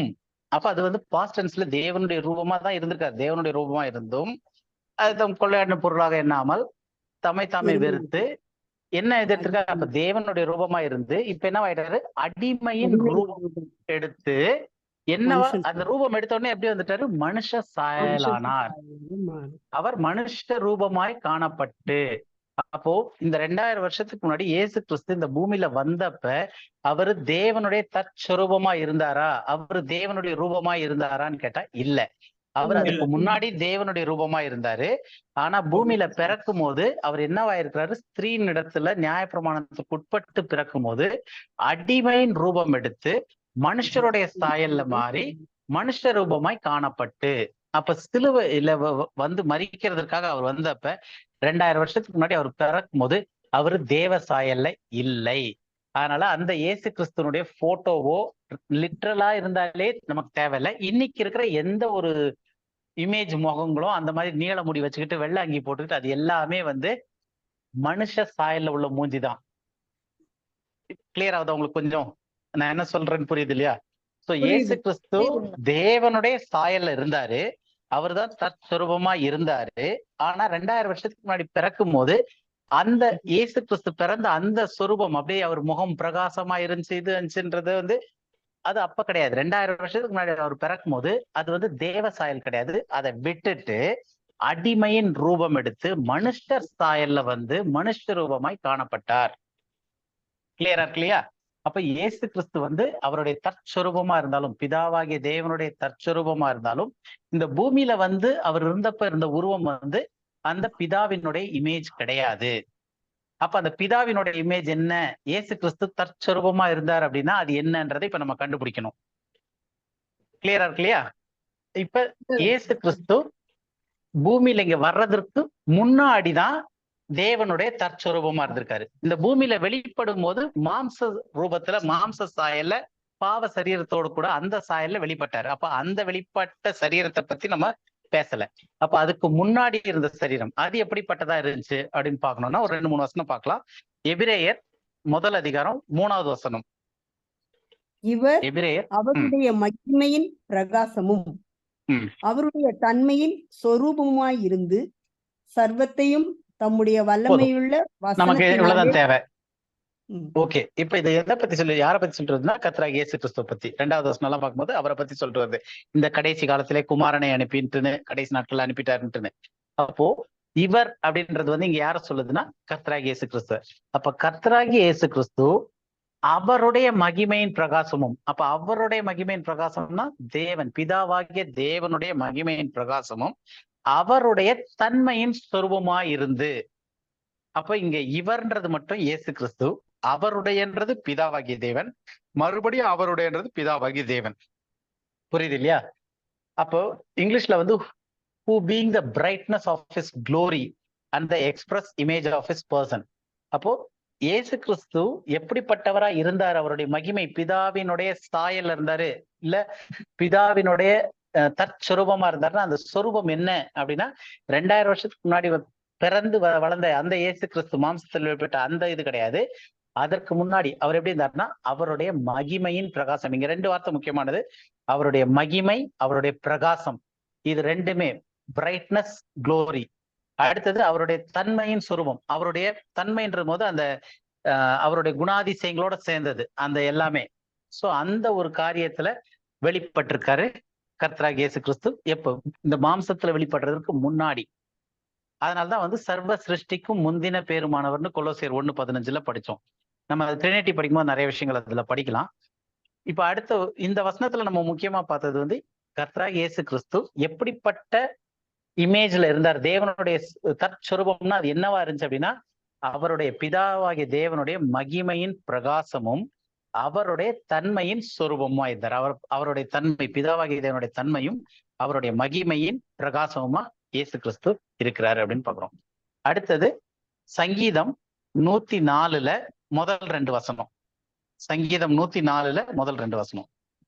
என் ஆத்துமாவே கர்த்தரை ஸ்தோத்திரி, என் தேவனாகிய கர்த்தாவே, நீர் மிகவும் பெரியவராய் இருக்கிறீர், மகிமையையும் மகத்துவத்தையும் அணிந்து கொண்டிருக்கிறீர், ஒளியை வஸ்திரமாக தரித்து வானங்களை போல் விரித்திருக்கிறீர். இப்ப இங்க 2-3 விஷயம் இருக்கு. முதல் வசனத்துல என்ன இருக்கு? மகிமையும் மகத்துவத்தையும் அணிந்து கொண்டிருக்கிறீர். சோ அது ட்ரெஸ் மாதிரி. அவருடைய குளோரி முன்னாடி நம்ம பார்த்தோம், அவருடைய மகிமையின் பிரகாசம்னு எபிரேயர்ல பார்த்தோம். அந்த மகிமையின் பிரகாசத்தை பார்க்கணும்னாலே அதை வெளிப்படுத்துறது யாரு? கர்த்தராகிய இயேசு கிறிஸ்து. இந்த பூமியில வருவதற்கு முன்னாடி உள்ள அந்த நிலைமையில அவர் எப்படி இருந்தாருன்னா தேவனுடைய மகிமையின் பிரகாசமும் அவருடைய தன்மையில, அவருடைய தன்மையிலேயே அவரு இருந்தார் இயேசு கிறிஸ்து, பிதாவாகிய தேவனுடைய தன்மையில. இங்க வந்து என்ன சொல்லியிருக்கு? மகிமையும் மகத்துவத்தையும் அணிந்து கொண்டிருக்கு, ஒளியை வஸ்திரமாக தெரிந்து கொண்டு. அப்போ அவங்களோட ட்ரெஸ் என்னவா இருந்துச்சு அப்படின்னா லைட், ஒளிதான் வந்து ட்ரெஸ்ஸாவே இருந்திருக்கு. மகிமையும் மகத்துவத்தையும் தரித்து கொண்டிருக்காங்க. அப்ப அவங்களுடைய பார்த்தா எப்படி பார்க்க முடியும் அப்படின்னா மகிமை, பிரகாசம், ஒளி, மகத்துவம் இதெல்லாம் சேர்ந்ததுதான் அந்த இமேஜ் வருது. புரியுதா உங்களுக்கு? இப்படி அப்படியே கொஞ்சமா பில்டப் ஆயிட்டு வருது. தேவனுடைய இமேஜ் என்ன? அந்த இமேஜ் வந்து இயேசு கிறிஸ்துவின் மூலமா வெளிப்பட்டுச்சு.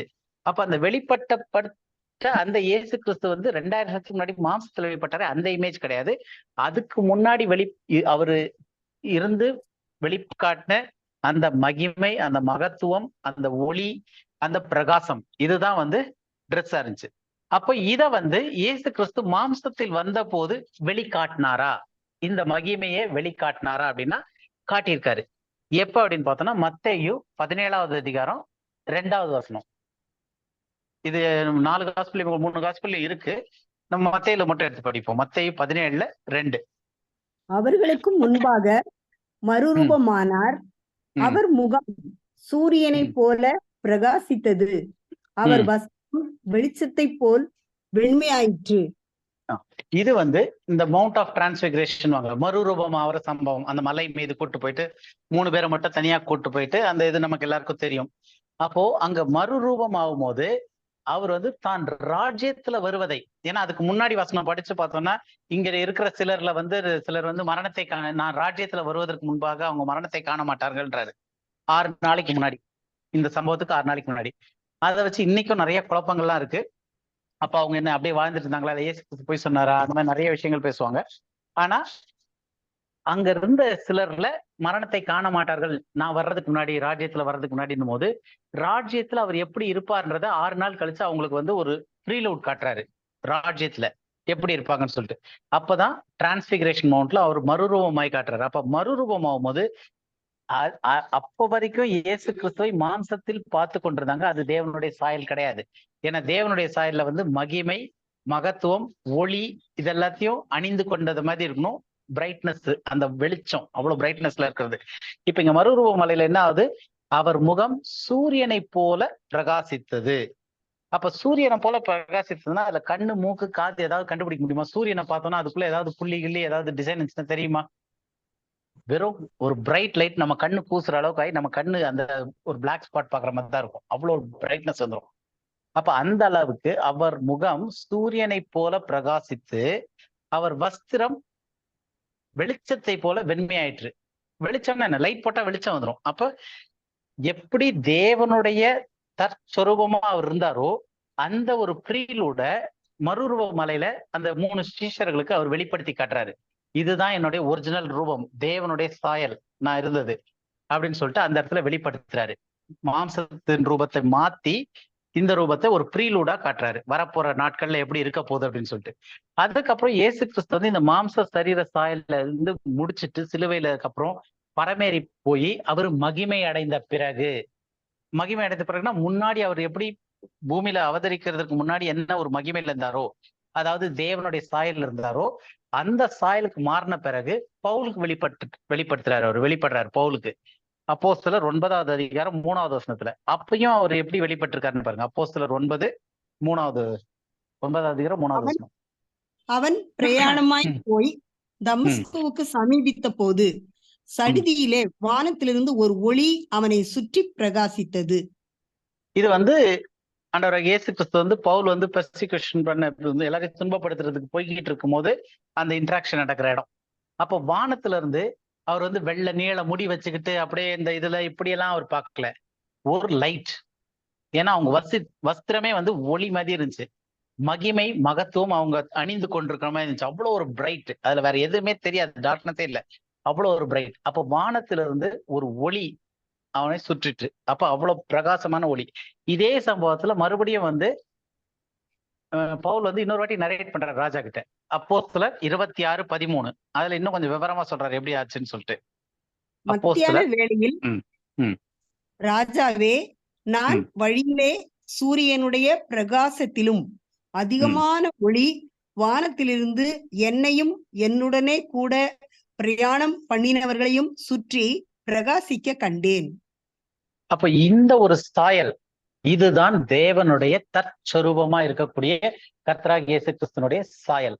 அப்போ அந்த சாயல்ல என்ன இருக்கு அப்படின்னா, சூரியனை காட்டிலும் பிரகாசம் உள்ளது. சூரியனுடைய பிரகாசத்திலும் அதிகமான ஒளி பிரகாசிக்கிறது. அப்ப அந்த ஆக்சுவலா என்ன இவ்வளவு நேரம் நம்ம பார்த்த வசனத்தினுடைய கோர் என்ன அப்படின்னு பார்த்தோம்னா, இந்த அப்பியரன்ஸ் ஆஃப் காட் அப்படின்னு, இல்ல தேவனுடைய தற்சொரூபம் அப்படின்னு சொல்லும் போது, இல்ல இமேஜ் ஆஃப் காட்னு சொல்லும் போது அது என்ன இமேஜ் அப்படின்னு கண்டுபிடிச்சிருக்கோம்னா, இயேசு கிறிஸ்து தான் அந்த இமேஜ். அது 2000 வருஷத்துக்கு முன்னாடி வெளிப்பட்ட கர்த்தராகிய இயேசு கிறிஸ்து கிடையாது. அதுக்கு முன்னாடி இருந்த அவருடைய மகத்துவம். அதை வந்து யாராவது பார்த்தாங்களான்னா, அவர் வாழ்ந்த காலத்துல 3 சீஷர்களுக்கு மறுரூப மலையில அதனுடைய ப்ரீலூட் காட்டுறாரு.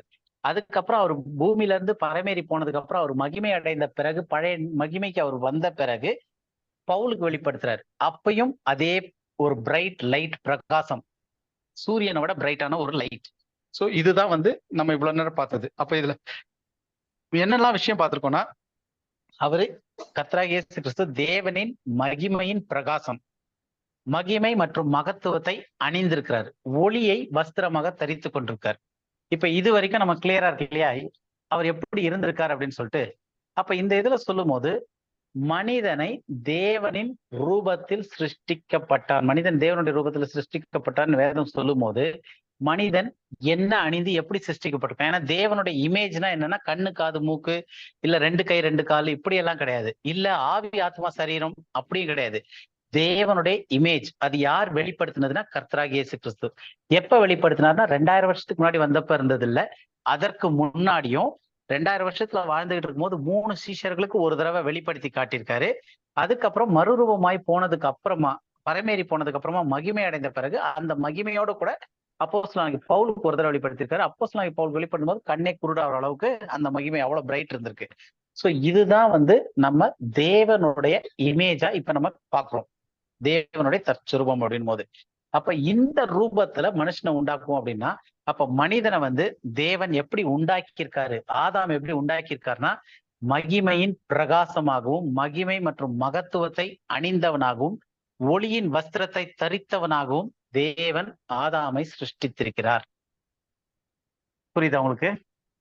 அவருடைய இமேஜ், என்ன இமேஜ்ல சிருஷ்டித்தாருன்னு இவ்வளவு நேரம் நம்ம பார்த்துக்கிட்டு இருக்கோம். இதுல ஏதாவது கேள்வி இருக்கா? இல்ல ஓரளவு கிளியரா இருக்கு, பார்த்தா திரும்ப பார்த்தா புரியுமா? கிளியரா இருக்கா? இல்ல கேள்விகள் ஏதாவது இருக்கா? ஏன்னா நம்ம அவருடைய இமேஜ் என்னன்றதை பார்த்துட்டோம். எப்படி இயேசு கிறிஸ்து அந்த இமேஜை வெளிப்படுத்தினாரு, எந்த இமேஜ் தான் தேவனுடைய இமேஜா இருந்துச்சு, அதுல என்னெல்லாம் இருந்துச்சு, ஆதாமை தேவனுடைய சாயல சிருஷ்டித்தார்னா என்னெல்லாம் அந்த சாயல், அந்த ஒளி, மகிமை, அந்த ஒளியின் வஸ்திரம், மகத்துவத்தை தரித்தவர்களா அவ்வளவு பிரகாசமா சிருஷ்டித்திருக்காரு ஆதாமை அப்படின்னு பார்த்தோம். இது கிளியரா இருக்கா? அடுத்த பாயிண்ட் போகலாமா? இல்ல ஏதாவது கேள்விகள் இருக்கா இதுல? போலாமா?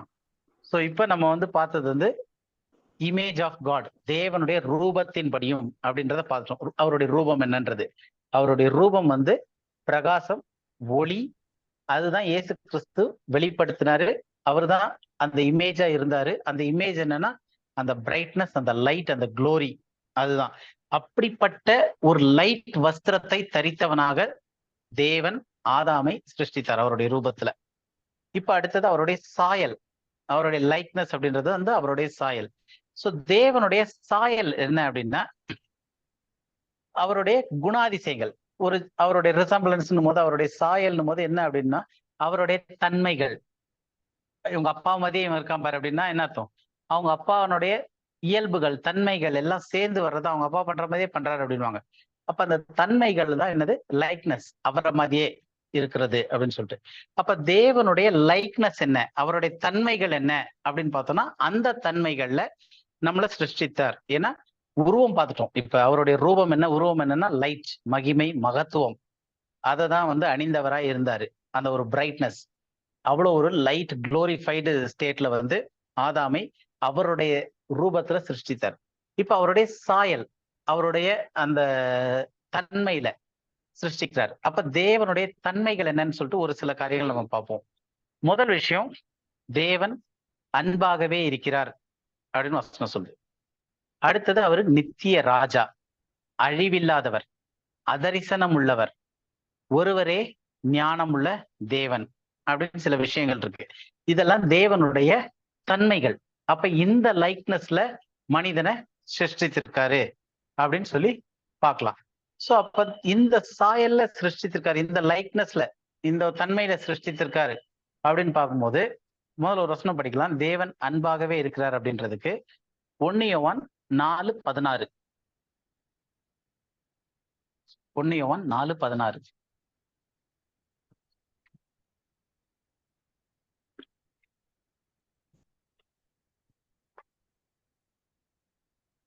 யோவான் 4:16. தேவன் நம்மேல் வைத்திருக்கிற அன்பை நாம் அறிந்து விசுவாசித்திருக்கிறோம். தேவன் அன்பாகவே இருக்கிறார். அன்பில் நிலைத்திருக்கிறவன் தேவனில் நிலைத்திருக்கிறான், தேவனும் அவனில் நிலைத்திருக்கிறார். அப்போ நம்ம எப்படி தேவன்ல நிலை நிற்கிறோம் அப்படின்னா, தேவன் அன்பாகவே இருக்கிறார். அது இன்னும் அன்பாகவே இருக்கிறார்னும் போது தமிழ் டிரான்ஸ்லேஷன் அந்த அளவுக்கு கரெக்டா வரல. இங்கிலீஷ்ல காட் இஸ் லவ், தேவன் அன்பே தேவன்ற மாதிரி, காட் இஸ் லவ், தேவன் அன்பாகவே இருக்கிறார்னும் போது அது இன்னும் கொஞ்சம் அந்த டிரான்ஸ்லேஷன் கரெக்டா கொண்டு வர முடியல எப்படின்னு. இங்கிலீஷ்ல காட் இஸ் லவ், அவர் தான் அன்பு, தேவனே அன்பு அப்படின்ற மாதிரி. அப்ப அது வந்து அவருடைய தன்மைகள்ல ஒண்ணு. தேவன்னா அன்பா இருக்கிறது அவருடைய தன்மை. அப்ப நம்மளையும் அதே மாதிரி அன்புல சிருஷ்டிக்கிறாரு, அந்த அன்புல நிலைத்திருக்க சொல்றாரு. அப்ப தேவன் அன்பாகவே இருக்கிறது அப்படின்றது வந்து மனிதனை படைக்கும் போது தேவன் அந்த அன்பு தன்மையோட கூட மனிதனை சிருஷ்டிக்கிறார். எல்லா விஷயத்திலையும் எல்லாவற்றிலும் அன்போடு இருக்கிற மாதிரி. ஆனா மனிதன் பாவம் செய்த போது தேவ சாயல, அந்த லைக்னஸ், அந்த இதை இழந்து போறான்.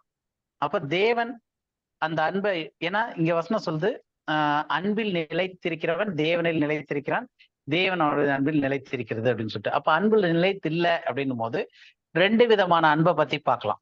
ஒண்ணு வந்து உலக பிரகாரமான அன்பு, இன்னொன்னு வந்து காட்லி லவ், தெய்வீக அன்பு. இப்ப உலக பிரகாரமான அன்பு பத்தி ஒரு விஷயம் பார்க்கணும் அப்படின்னா 1 யோவான்ல 2வது அதிகாரம் 15-16 2 வசனம். உலகத்திலும் ம். உலகத்தில் உள்ளவைகளிலும் அன்பு ம். கூறாதிருங்கள். ம். ஒருவன் உலகத்தில் அன்பு கூர்ந்தால் அவனிடத்தில் பிதாவின் அன்பு இல்லை. ம். ஏனெனில் மாம்சத்தின் இச்சையும் கண்களின் இச்சையும் ஜீவனத்தின் பெருமையுமாகிய உலகத்தில் உள்ளவைகள் எல்லாம் பிதாவினால் உண்டானவைகள் அல்ல, அவைகள் உலகத்தினால் உண்டானவைகள். அப்ப இந்த ஒரு 3 விஷயத்த சொல்றாரு. முதல் வசனத்துல வந்து உலகத்தில் உள்ளவைகளும் உலகத்தில் உள்ளவைகளிலும் அன்பு கூறாதிருங்கள். ஒருவன் உலகத்தில் அன்பு கூர்ந்தால் அவனிடத்தில் பிதாவின் அன்பு இல்லை. அப்ப இது ரெண்டும் கான்ட்ரடிக்டரி ஆகுது. பிதாவின் அன்பு இல்லை, உலகத்தின் அன்பு இருக்குன்னா பிதாவின் அன்பு இல்லை, பிதாவின் அன்பு இருந்துச்சுன்னா அப்ப உலகத்தின் அன்பு இருக்காது. அப்ப 2வது ஏன்னு சொல்றாரு, மாம்சத்தின் இச்சையும் கண்களின் இச்சையும் ஜீவனத்தின் பெருமையுமாகிய இவைகள், இதெல்லாம் வந்து உலகத்தினாலே உண்டானது, பிதாவினால் உண்டானவைகள் அல்ல அப்படின்னு சொல்லிட்டு ஒரு 3 கேட்டகரி தராரு. ஒண்ணு மாம்சத்தின் இச்சை, கண்களின் இச்சை, ஜீவனத்தின் பெருமை. சோ இந்த 3 காரியத்தை வந்து நம்ம எங்க பார்க்கலாம் அப்படின்னா முதல் சின்லயே பார்க்கலாம். முதல் பாவத்துல ஆதியாகமம் 3:6, ஆதியாகமம் 3:6 இந்த காரியத்தை பார்க்கலாம். படிங்க 3:6. ஆதியாகமம் அப்பொழுது 3:6. ஸ்திரீயானவள் ம். அந்த விருட்சம் புசிப்புக்கு நல்லதும் பார்வைக்கு இன்பமும் புத்தியை தெளிவிக்கிறதற்கு இச்சிக்கப்படத்தக்க விருட்சமுமாய் இருக்கிறது என்று கண்டு அதில் கனி பறித்து புசித்து தன் புருஷனுக்கும் கொடுத்தாள், அவனும் புசித்தான். ஓகே, இப்ப இந்த வசனத்துல ஸ்ரீ அந்த விருட்சத்தை கண்டு 3 விஷயம் செய்யறா. புசிப்புக்கு நல்லது, பார்வைக்கு இன்பமும், புத்தியை தெளிவிக்கிறதற்கும் இச்சிக்கப்படத்தக்கதுன்னு சொல்லிட்டு இச்சிக்கிறதுக்கு 3 விஷயம் இருக்கு. சோ இதுல முதல் விஷயம் என்னன்னா, இங்க சொல்லும் போது இந்த வசனத்துல மாம்சத்தின் இச்சைன்னு ஃபர்ஸ்ட் வருது. 1 யோவான்ல நம்ம படிச்சது, உலகத்தினால உண்டான அன்பு எப்படி இருக்கும் அப்படின்னா மாம்சத்தின் நிச்சயா இருக்கும். இங்க வந்து மாம்சத்தின் நிச்சய்க்கு என்ன சொல்றாங்க, புசிப்புக்கு நல்லதும். புசிக்கிறது எதுக்கு? மாம்சத்துக்கு தான் போகுது. அப்ப புசிப்புக்கு நல்லதும் அப்படின்னும் போது மாம்ச இச்சை அங்க அவளை ஆட்கொள்ளுது. ஃபர்ஸ்ட் உலகத்தினால உண்டான ஆசை. 2வது கண்களின் இச்சை, நீங்க வசனம் சொல்லுது. அங்க வந்து 2வது என்ன சொல்றா, 2வது இது பார்வைக்கு இன்பமும் இருக்கிறது. அப்போ முதல் விஷயம் வந்து உடம்புக்கு புசிக்கிறதுக்கு, சாப்பிட்டா ருசி நல்லா இருக்கும் அப்படின்ட்டு புசிப்புக்கு நல்லது, அது வந்து மாம்சத்தின் இச்சை. அடுத்தது பார்வைக்கு, பார்க்கறதுக்கே அழகா இருக்கு அப்படின்னு சொல்லிட்டு கண்களின் இச்சை, அது 2வது உலகத்தினால உண்டானது, பார்வைக்கு இன்பமும். அடுத்தது புத்தியை தெளிவிக்கிறதற்கு. அப்ப இங்க புத்தியை தெளிவிக்கிறதுன்னு என்னது, ஜீவனத்தின் பெருமை. அதாவது புத்தி தெளிஞ்சா லைஃப், அந்த பெருமை, நானும் இந்த தேவனை போல ஆயிரும், ஏன்னா பிசாசு அதான் சொல்றான் அப்படின்னு சொல்லிட்டு. விச்சிக்கப்படுத்த விருட்சமா இருக்கிறது என்று என்ன செய்யறா, கண்டு. கரெக்டா அந்த வசனத்துல கண்டுன்னு வருதா?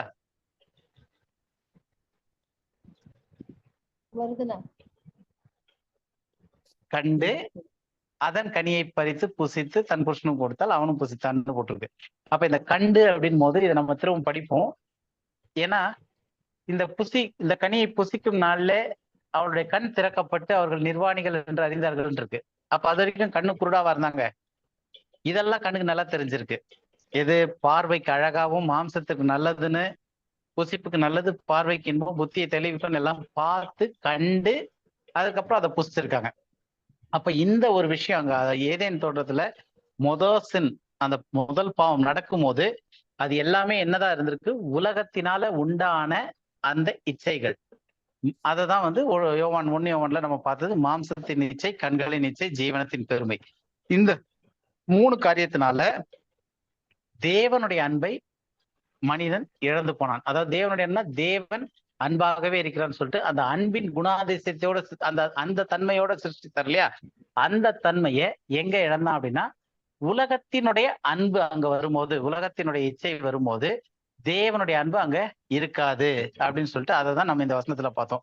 அதாவது இந்த 3 விஷயம் அங்க ஏதேன் தோட்டத்துல பாவம் செய்யும்போது நடந்துச்சு. மாம்சத்தின் இச்சை, கண்களின் இச்சை, ஜீவனத்தின் பெருமை.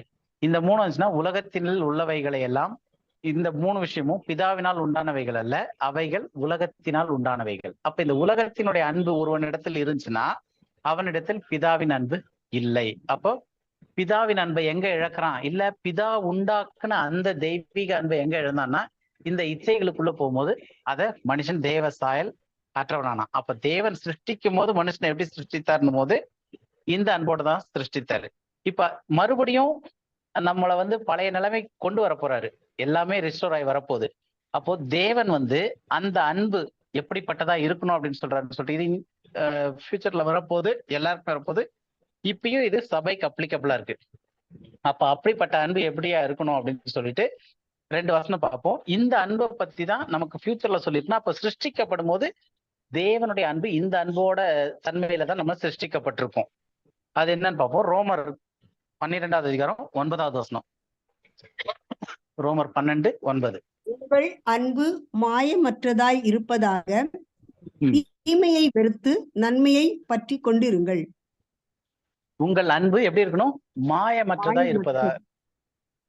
அப்ப அன்புல வந்து மாயமோட செய்யலாம், ஏமாத்துற மாதிரி, பிறர் பார்வைக்கு செய்யற மாதிரி, இது வந்து மாயமற்றதா இருக்கணும் அப்படின்னு சொல்லிட்டு ஒரு அன்பு சொல்லுது. அப்ப தேவன் சிருஷ்டிக்கும் போது தேவனுடைய அன்புல, தேவன் அன்பாவே இருக்கிறாருன்னா அதுல மாயம் இல்லாத அன்பா இருக்கணும்.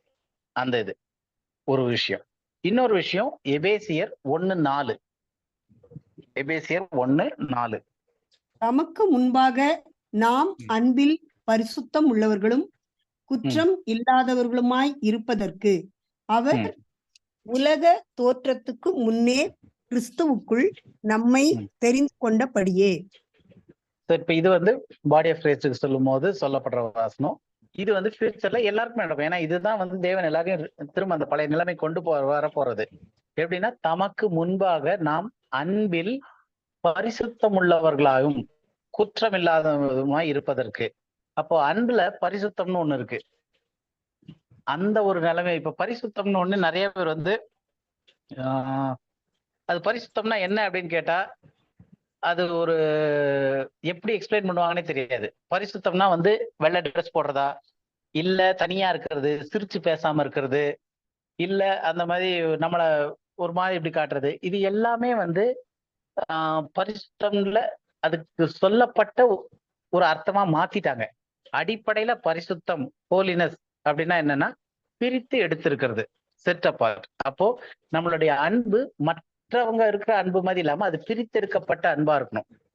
அதுதான் வந்து அன்பில் பரிசுத்தம் உள்ளவர்களும் குற்றம் இல்லாதவர்கள். அப்ப அன்புலயும் குற்றம் இருக்க வாய்ப்பு இருக்கு.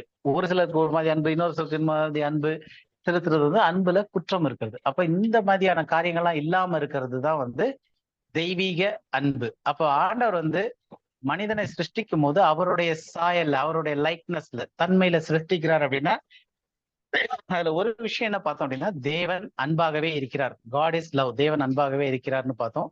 அப்ப மனிதனை அந்த அன்பு குணாதிசயத்தோடு படைத்தாரு. ஆனா மனிதன் பாவம் செய்யும் போது உலகத்தின் அன்பு அவனுக்குள்ள உலகத்தின் இச்சை அவனுக்குள்ள வந்தனால, அந்த 3 விதத்துல அது உள்ள வந்துட்டனால அதன் விளைவாக தேவ அன்பை இழந்தான். தேவனுடைய அந்த தெய்வீகத்தன்மை, அந்த தெய்வீக அன்பு அது மனிதனை விட்டு போயிருச்சு. இப்ப மனிதன் மறுபடியும் ரெஸ்டோர் பண்ணி கொண்டு வரும்போது அந்த அன்புக்கு கொண்டு வருவார். அது அடுத்த இதுல பார்ப்போம் நம்ம. ஆனா தேவ சாயல்ல சிருஷ்டிக்கப்படும் போது எப்படி சிருஷ்டிக்கப்பட்டிருக்கான்னா, மாயமற்ற அன்புலையும் குற்றமில்லாத அன்புலையும் பரிசுத்தமான அன்புலையும் தேவன் மனிதனை சிருஷ்டிச்சிருக்கார். ஏன்னா அது அவருடைய தன்மையா இருக்கு. அந்த தன்மை தான் அவருடைய லைக்னஸ், அவருடைய லைக்னஸ்ல இருக்கு அப்படின்னு பார்த்தோம்.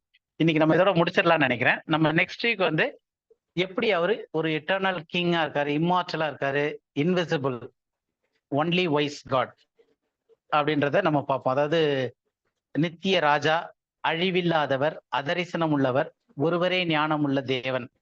அப்படி இப்படிப்பட்ட தன்மைகள்ல மனுஷனை சிருஷ்டித்தாரு.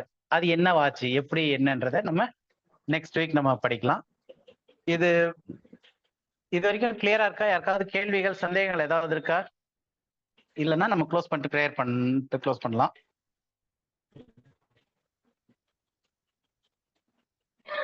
ஏதாவது சந்தேகங்கள் இருக்கா இன்னைக்கு நம்ம பார்த்ததுல? அதாவது மனிதனை வந்து தேவ சாயல்லையும் தேவ இமேஜ்லயும் அவருடைய ரூபத்தின்படியும் அவருடைய சாயல்லையும் படைச்சான் இருக்கு. ரூபம்ன்றது என்னன்னு பார்த்தோம். அது வந்து பொதுவா சொல்ற மாதிரி பிதா, குமாரன், பரிசுத்த ஆவி, ஆவி, ஆத்மா, சரீரம் அப்படி கிடையாது. மனிதனை சிருஷ்டித்தது, மனிதனை சிருஷ்டிக்கும் போது தேவன் தன்னுடைய சாயல்ல அவருடைய ரூபத்துல அவருடைய இமேஜ்ல படைச்சார். அப்படின்னா அந்த ரூபம் என்னன்னு பார்த்தோம். ஒளி, பிரகாசம், மகத்துவம், பிரைட்னஸ், மகிமை. அவங்க வெளிச்சத்தின் ஆடை, லைட் ட்ரெஸ்ஸை தரித்திருந்தாங்க, இந்த ஒளியின் வஸ்திரத்தை தரித்திருந்தார்கள்னு பார்த்தோம். அந்த ஸ்வரூபம் வந்து யார் வெளிப்படுத்தினது? தேவனுடைய அந்த ஸ்வரூபத்தை யார் வெளிப்படுத்தினதுன்னா கர்த்தராகிய இயேசு கிறிஸ்து. எப்ப வெளிப்படுத்தப்பட்டாருன்னா 2000 வருஷத்துக்கு முன்னாடி வந்தப்ப கிடையாது. அது மாம்ச சாயல்ல வந்ததை அவர் வெளிப்படுத்தினார்னு பார்த்தோம். அப்ப இந்த சாயல் தேவனுடைய தற்ஸ்வரூபமும் சர்வ சிருஷ்டிக்கு முந்தின பெருமானவர்னு சொல்றது என்ன அப்படின்னு பார்த்தோம்னா, அதற்கு முன்னாடி அவரு ஆதி முதல்ல அந்த சிருஷ்டிக்கப்பட்டதுல இருந்து அவர் வந்து தேவனுடைய தற்ஸ்வரூபமா இருக்கிறார் அப்படின்னும் போது அது அவருடைய பிரைட்னஸ் சொல்லுது. அது 2000 வருஷத்துக்கு முன்னாடி உள்ளது. அப்ப 2000 வருஷத்துல வரும்போது அவரு அதை ஒரு கிளிம்ஸ்ன்னு சொல்லுவாங்க, ஒரு சின்ன உதாரணமா அப்படி ஒரு காட்டுற மாதிரி 3 சீஷர்களுக்கு மட்டும் தனியா கூட்டு போயிட்டு மறுரூப மலையில அந்த டிரான்ஸ்பிகர் ஆயிட்டு காட்டுறாரு. அதுக்கப்புறம் பரமேறி போய் மகிமை அடைந்த பிறகு பவுலுக்கு அதை வெளிப்படுத்தி காட்டுறாரு. எல்லா இடத்துலயும் வெறும் ஒரு பிரைட் லைட், அந்த ஒரு பிரைட்னஸ், ஒளியை தரித்து கொண்டவர்களா தான் இருக்கு. அப்ப இது தேவனுடைய ரூபம் அப்படின்னா அந்த ரூபத்துல மனிதனை, ஆதாமை தேவன் சிருஷ்டித்திருக்கிறார். அவன் பாவம் செய்யும் போது அவன் தேவ சாயல் அற்றவனா மாறி இருக்கான், அந்த ரூபத்தை இழந்திருக்கான். ஆனா தேவனுடைய ரூபம்ன்றது இந்த லைட், அந்த பிரைட்னஸ், அந்த குளோரி, அவருடைய மகத்துவம், இது பார்த்தோம். அடுத்தது அவருடைய சாயல்னும் போது அவருடைய லைக்னஸ் போது அவருடைய தன்மைகள். அந்த தன்மைகள் நிறைய இருக்கு. அதுல நம்ம இன்னைக்கு பார்த்தது வந்து அன்பு. அப்ப தேவன் அன்பாகவே இருக்கிறார். அது அன்புன்றது தேவனுடைய தன்மைகள்ல ஒண்ணு. அப்ப அந்த தன்மையில தான் மனுஷனை சிருஷ்டித்தார். அது எப்படிப்பட்ட தன்மை அப்படின்னு பார்த்தோம்னா, அந்த அன்பு வந்து மாயமற்றது, குற்றம் இல்லாதது, பரிசுத்தமுள்ள அன்பு. இப்படிப்பட்ட ஒரு அன்புல சிருஷ்டித்தார். அப்ப அந்த அன்பை எப்ப இழந்தான் அப்படின்னு பார்த்தோம்னா, உலகத்தினுடைய அன்பு உலகத்தினுடைய இச்சைகள் தேவனால் உண்டானது இல்லை. அது வந்து உலகத்தினால் உண்டாயிருக்கு. அது வரும்போது தேவனுடைய அன்பு அவங்களை விட்டு போயிரும் அப்படின்னு சொல்லிட்டு பார்த்தோம். ரெண்டும் ஒண்ணா இருக்க முடியாது. அப்ப அந்த அன்பு எப்படி வந்துச்சு, உலகத்தினுடைய இச்சைகள் எப்படி வருது அப்படின்னு பார்க்கும்போது 3 விதத்துல பார்த்தோம். ஜீவனத்தின் பெருமை, கண்களின் நிச்சை, மாம்சத்தின் நிச்சை, இப்படி 3 விஷயத்த பார்த்தோம். இந்த 3மே வந்து ஆதி ஆகமத்துல ஏவாள் வந்து அந்த கனியை புசிக்கிறதுக்கு முன்னாடி அது எப்படி இருந்துச்சு அப்படின்போது இந்த 3 உலகத்தினுடைய இச்சைகள் அவங்க உள்ள வந்தனால அந்த இடத்துல அவங்க தேவனுடைய தன்மையாகிய அந்த அன்பை இழந்து போனாங்க. அந்த விஷயம் அது இன்னைக்கு வரைக்கும் ஜனங்கள் அன்பு இல்லாம இருக்கிறதுக்கான காரணம் இந்த அந்த இமேஜை இழந்துட்டாங்க, தேவனுடைய அந்த சாயல் தன்மையை இழந்துட்டாங்க. அது ரெஸ்டோர் ஆகி வரும் இனிமேல் ஃபியூச்சர்ல. இது வரைக்கும் நம்ம பார்த்திருக்கோம். அடுத்த வாரம் மற்ற இன்னும் என்ன தன்மைகள் தேவனுடைய தன்மையில ஆதாம் சிருஷ்டிக்கப்பட்டான் அப்படின்றத பார்த்தோம்னா நமக்கு முழுமையா வந்து தேவனுடைய சாயல்லையும் அவருடைய ரூபத்திலையும் மனிதன் சிருஷ்டிக்கப்பட்டான் அப்படின்றது என்ன அப்படின்றது நமக்கு முழுமையா புரியும். வேற ஏதாவது கேள்விகள் இருக்கா யாருக்காவது? இல்ல, எல்லாம் அமைதியா இருக்கீங்க. எல்லாருக்கும் புரிஞ்சிருச்சா?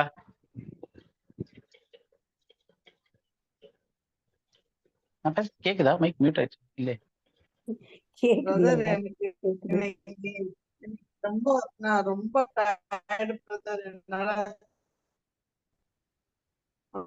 வாய்ஸ் ரொம்ப பிரேக் ஆகுது, சரியா கேட்க மாட்டேங்குது.